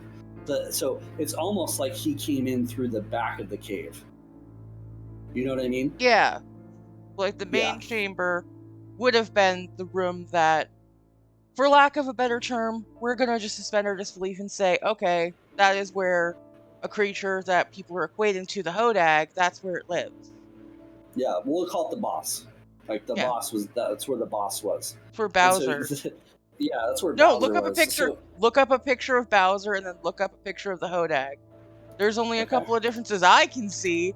It makes me laugh and giggle, and I'm just gonna forever call it Bowser's Cave. So, there you go, Bowser's cave. Yeah, that's a bipedal Bowser. I mean, just think Yeah. about it though, that's creepy.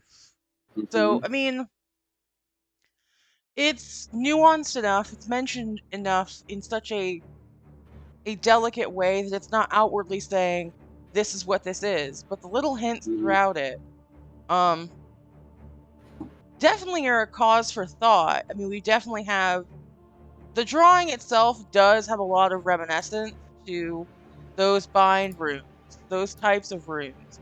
Specifically, I was seeing things in that I was like, wait, Hmm. I've seen something like that before, and I was able to pull it up on my phone and be like, yo, hey, this is what this kind of looks like, but it looks like an amalgamation of these ones with some added Hmm. bits.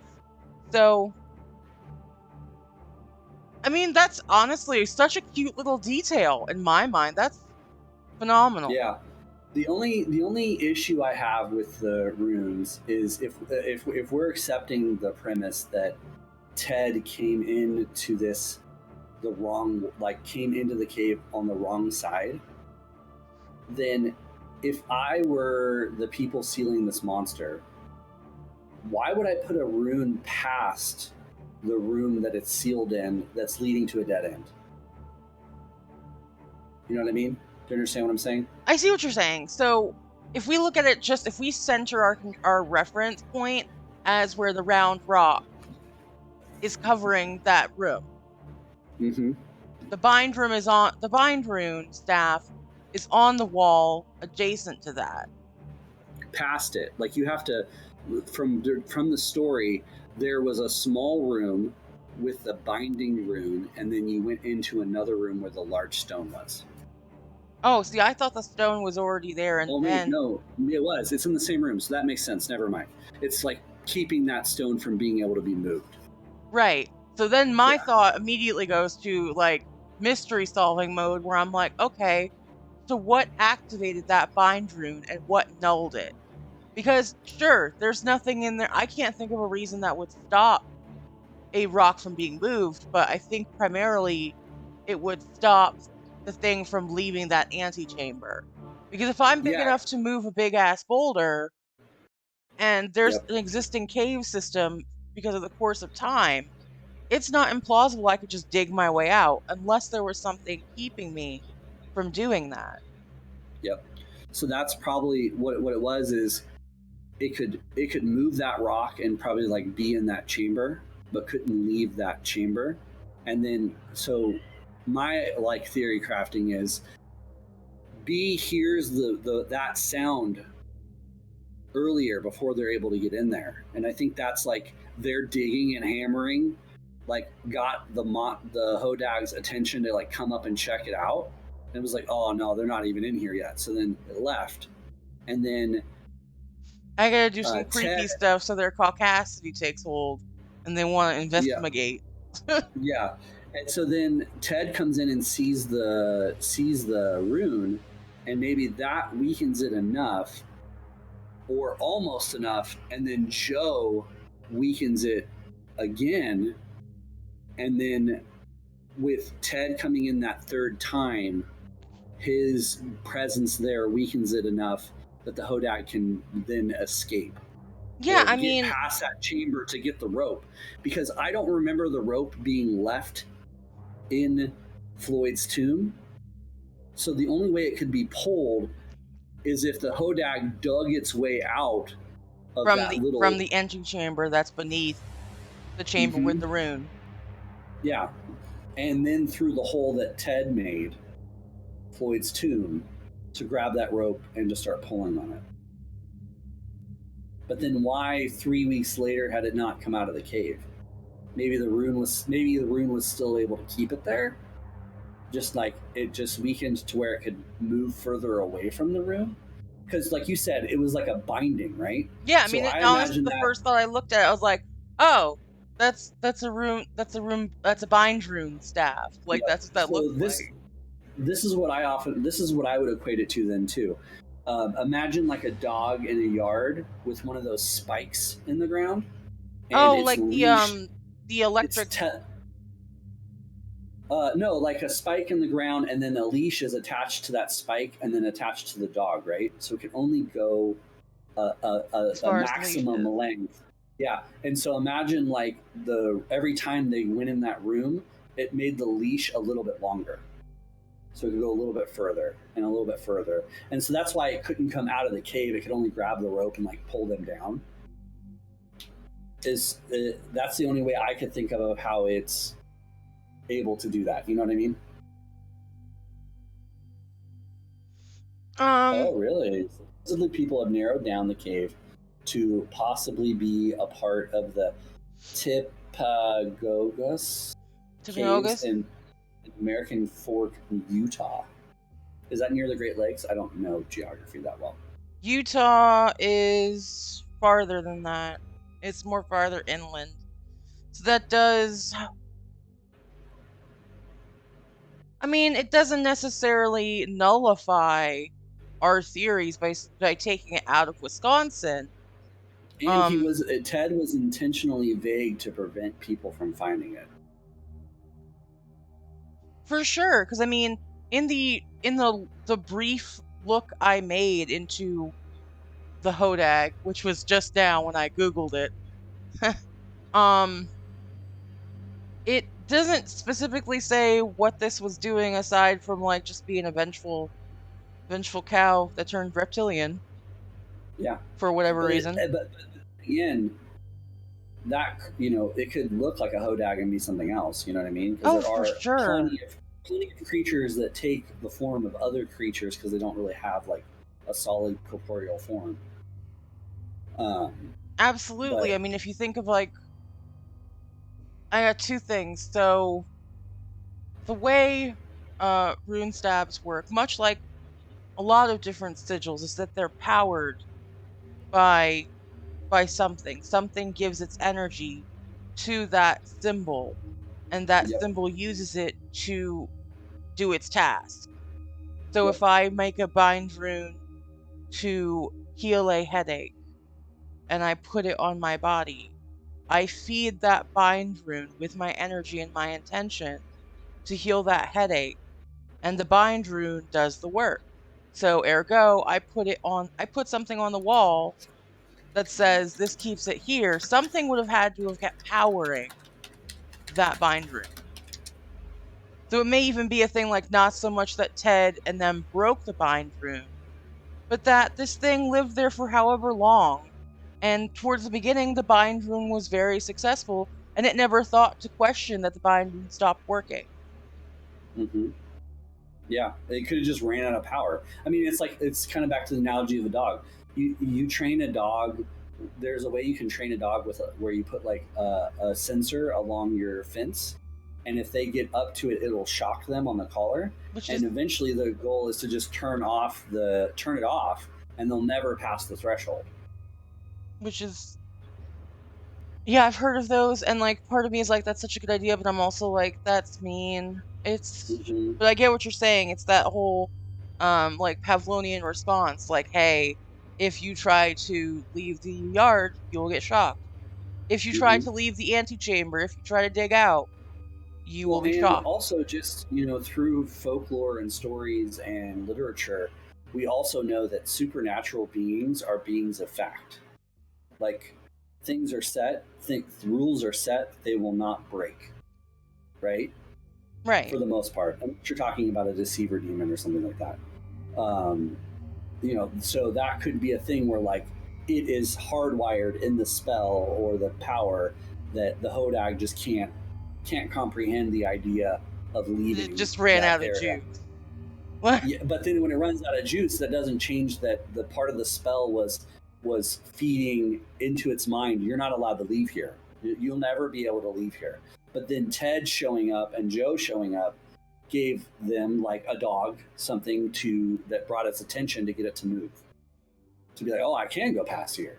And I it's never like, thought well, I no could have one gone would past just here. come in here if they could, which means that they could come in hmm here. I can convince them to get me out of here so I don't get shocked. Exactly. Yeah.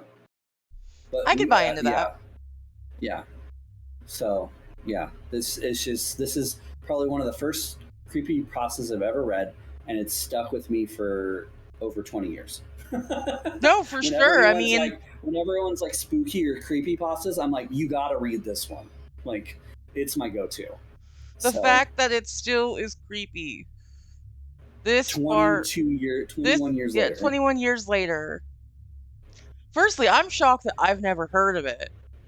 Uh-huh. That's the other thing too, is I don't encounter a lot of people that have, like, when I bring it up, a lot of people are like, oh, I've never heard of that one. I must have randomly, I don't know how I stumbled upon it, but I've had that in my pocket for years, and it's just like, this is like, when you want to define a creepypasta, this is my favorite one, because one, it's great. There's not anything trigger warning except for claustrophobic stuff. So it's Yeah, like friendly to introduce people to creepypastas. Um, and it's just well written. So, yeah, I'm so stoked I got to share it with you. I'm also very stoked. I mean, it again, just so if we use the rule of the subreddit no sleep, everything happened is real. It's all real. Mm-hmm. You have It's to all just real. it is all real. So if Well, that's it real, did because wow. he didn't update the website, so it is real. It It just really happened. He went there and died. We just don't know. What I would love to do is see like someone finding that tape. You know, Maybe he goes down there with an extra battery, and like we also see how he dies. But it's like found footage kind of deal. I love those kinds of movies. I I think mean, that'd the be whole great. idea of caves being containing other creatures that eat people. Mm-hmm. That's not a new thing. That's always because caves are creepy. Well, Places. that's like the deep ocean, right? There's this one story that was out in the news a couple weeks back that where the creature was like they found a whale or something inside something else or decomposed, and the only way it could have happened is if it was eaten by something much larger than it. Like, oh, I remember, it was they had tagged a whale right to track, so it had a tracker on it, and the tracker saw it descend like 10,000 feet, almost like super, super quick, not within its normal swim Just speed. something pulled it down. So something pulled it down. Yeah. And then it lost its signal. So it's like there's stuff down there that we don't even know exists, but that's the same thing as like the caves are the same thing. You go down deep enough, you're going to find something that we've never seen before. For sure. I mean, if we're looking at just the Mm-hmm. oceans, I think there's like what? We've explored like 6% of the Mm-hmm. world's ocean floor, and the Yep. rest And it's is the same still. premise of that cave. What if there's a pocket of air or a pocket of area that is got enough fauna there to keep it oxygenated, and then we have dinosaurs that are still living down there, or other I creatures that have love evolved. Journey to the Center of the Earth, the Mm-hmm. movie with Brendan Fraser, where they Yeah, found all that stuff.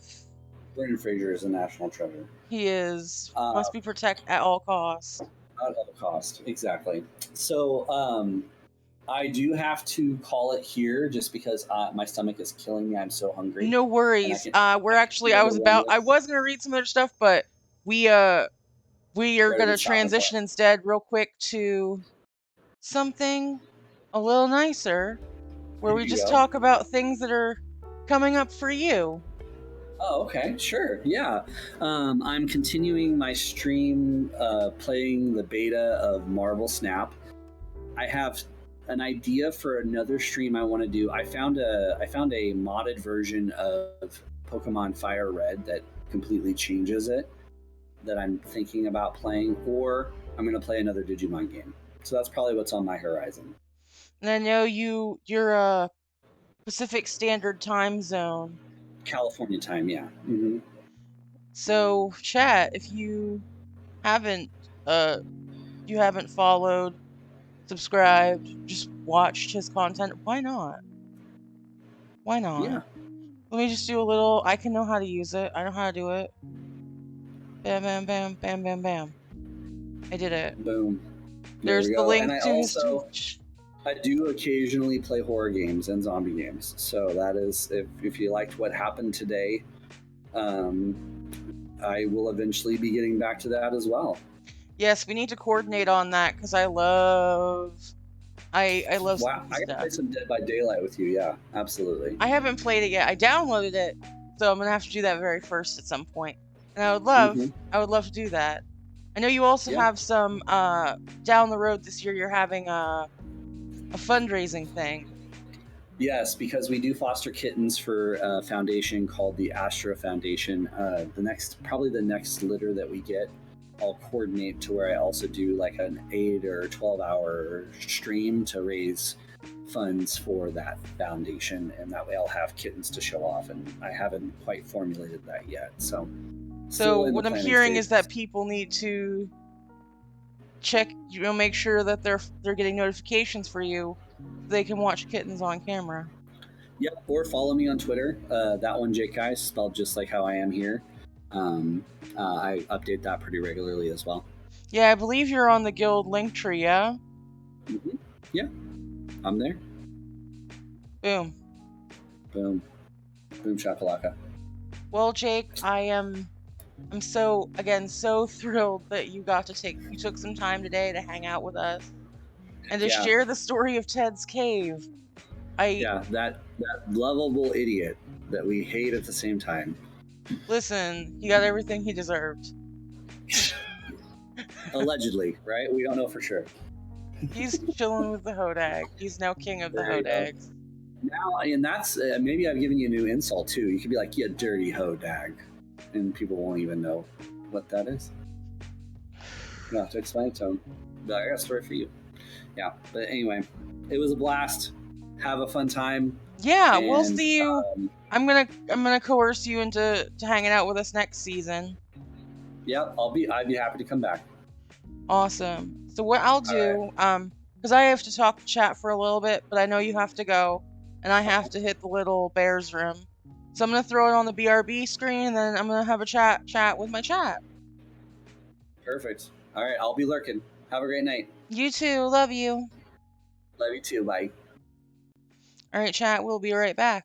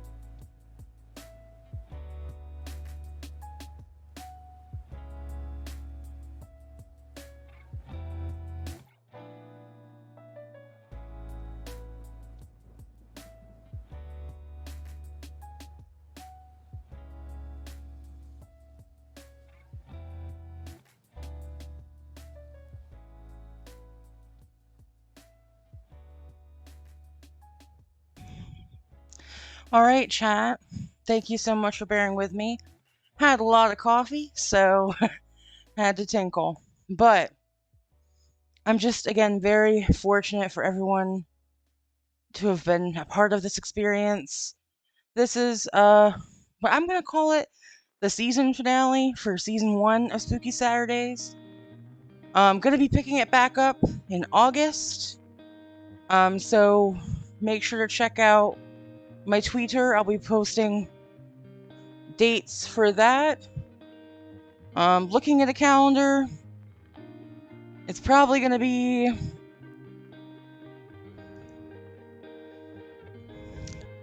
I'm going to say probably August 13th will probably be the very first one. But I will have to put out those feelers for everyone and get some more people on here. If you, in the chat, missed some former episodes from the first season, because this is episode 16, there were 15 other ones. Right now, the first 9 episodes are uploaded to YouTube. So feel free to check that out. The link is in my link tree in the link section of my About Me page. I know that Zombified Potato and I, during the interim, are going to be uploading the other episodes at some point to YouTube. And there's been discussion about making, since, it's pretty much just a a sound cast, really. It's a chatting series. We're probably going to have these at some point uploaded as its own individual podcast, which I will make sure to mention on Twitter once that becomes an actual thing. I do want to just shout out, people who have been super supportive throughout this entire endeavor. First one I want to mention, of course, is going to be Zombify Potato, who literally has just been dope. He has helped me so much with setting up everything.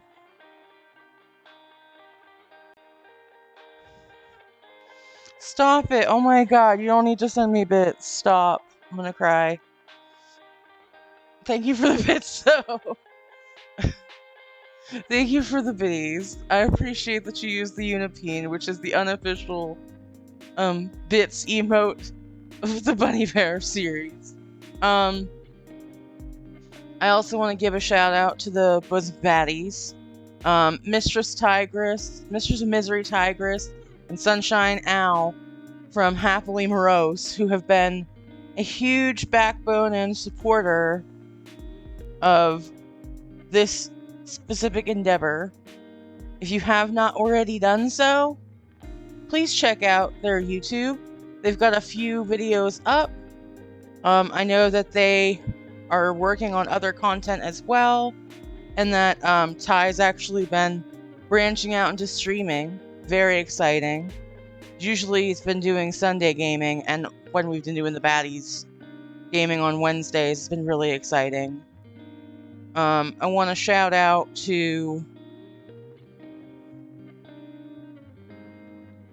Jotun specifically for creating the Spooky Saturdays stage, because it's super cool. We just shouted out, I'm just gonna let you shout them out. I'll just tell who to shout out, and you can shout them out. Because we both just did it. Yeah, Jotun does a lot of different types of streams, but he made me this cute little emote, as well as designed the Spooky Saturdays stage. Very friendly, of his own volition, decided to take this on himself because he wanted to see what he could do with it, and I really appreciate that. I also want to shout out to there's no way to really shout out to everybody, but right now we're on a just chatting screen that was created by Tabby Meow, who is a Welsh content creator, along with a lot of the community members who pitched in. She took my idea of a conspiracy board and brought it to life. And I also want to shout out Arcus. I call you Archie because I could never say it right.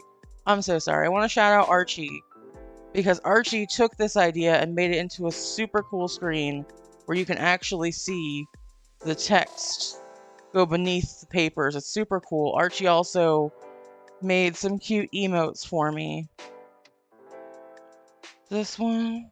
Wait, that's Tabby. Well, Tabby made this one. And then Archie made this one. And my raid emote. And it's been a very loving thing. A lot of you guys have subbed. A lot of you guys have thrown bits, which, again, I am just happy that you're here. Like, there was never any request for that, but I appreciate it nonetheless. In the interim between this season of Spooky Saturdays and season 2 starting up in August, I will still be gaming. The goal is every week, at least until something weird happens, you'll at least be seeing me on the Wednesday streams with the baddies. I may do other streams here and there, but primarily that's going to be a thing. If you are on Animal Crossing New Horizons and you're bored on Monday, June 6th, hit up my Twitter because I'll be having friends over to my island that I just redid. Because I was gonna stream, but I can't stream from the Switch Lite, so I'll probably just be chilling on the Switch anyways, and I'm just super excited. Yes, Psycho Bear. Again, I can't stress enough. Also, just a lot of love and support from the Shadow Guild. Um, Lord Shadow 27. That one Jake guy. Pretty much, I think everybody is a part of that at this point. Because why not? Yeah, there's my Twitter. You can follow for updates or not. Like, you'll see me around. But yeah, I'm just, again, very floored and excited that everybody was so receptive to this idea. We had some wonderful people hang out. We had Faulty and Salty come hang out. We had Thrall Owen, who literally in a pinch has saved my ass so many. You know what? Shout out to Thrall Owen, because he's a peach and just phenomenal. And I can't even get over the amount of love and support. Blast Hub was my very first person. Literally, like, days after I came up with this idea, Blast Hub was like, yes, I want in on this. So, again, I just can't stress enough how incredibly happy and grateful I am to everyone coming on this journey. Season 2 is going to be better with blackjack and hookers. It's going to be a lot of fun. Once I have those dates scheduled, I'll announce it on a stream as well as probably on my Twitter. You'll start to see the rest of season 1 being uploaded to the YouTube channel. And in the interim, a lot of things are going on that's really exciting. Working on a deception gaming kind of situation where we've got some of the I call them the usual suspects, but Yote came up with that name for me because he's a fun dude. Where it's basically just a group of my friends who I know like to play deception games, and I've kind of coordinated so that way we can have fuller games within scheduling. So hopefully you'll be seeing more of that to come. As I'm kind of getting into the scheduling portion of it. I'm very excited though. Probably the first week in July, I'm gonna be not very around just because of personal transitions into a new place, but I'm very excited though for the cool stuff up ahead. So yeah, thank you guys again so much for hanging out. And I love how that timer just went off. If you watching this in live now, in a VOD later, if you happen to have a spooky story that you want us to feature on a future episode of Spooky Saturdays, go ahead and email it to bunny@beardetective.com. That's BUNNI@beardetective.com. And we'll definitely review it and get that, if we can, on a future episode. And now, let's see who is streaming so we can do a cheeky raid, because I love cheeky raids. I know how to Twitch, obviously. I'm so good at internet. Look at me go. Let's see. Ravs is on, Bearded Baron's on, Overlight's on, Combat Dude's on. You know, Faulty's on. Hold on, let me check. Did anyone redeem it? Should I pop the channel point redemption? Listen, if anyone in chat wants to pop that, once there's somebody specifically you want me to raid, absolutely. It's 666 channel points. But if not, I'll just meeny miny mo for the people I see online. I'll give you all a second to collect your composure while I just again thank you all so much for making this such a relaxing experience, because I honestly was a little nervous when I came up with this idea. Combat Tutor Faulty. Honestly, I mean, I know I can't remember who I rated last, so I don't even know. I kind of want to raid Faulty just cause. I think I will. I think I will raid Faulty because I'm pretty sure they're playing Dead by Daylight. Let me double check. Huh, yes. Yes, they are.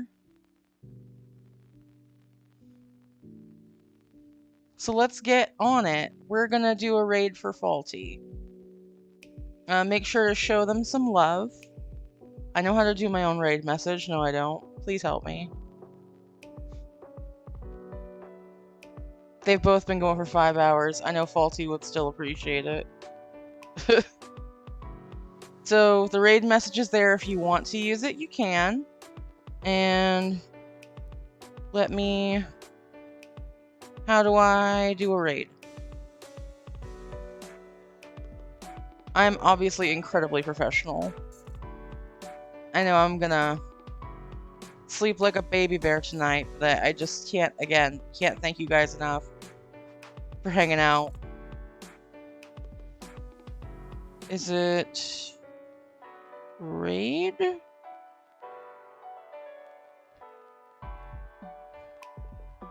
Let me copy pasta, because that's how I live my life.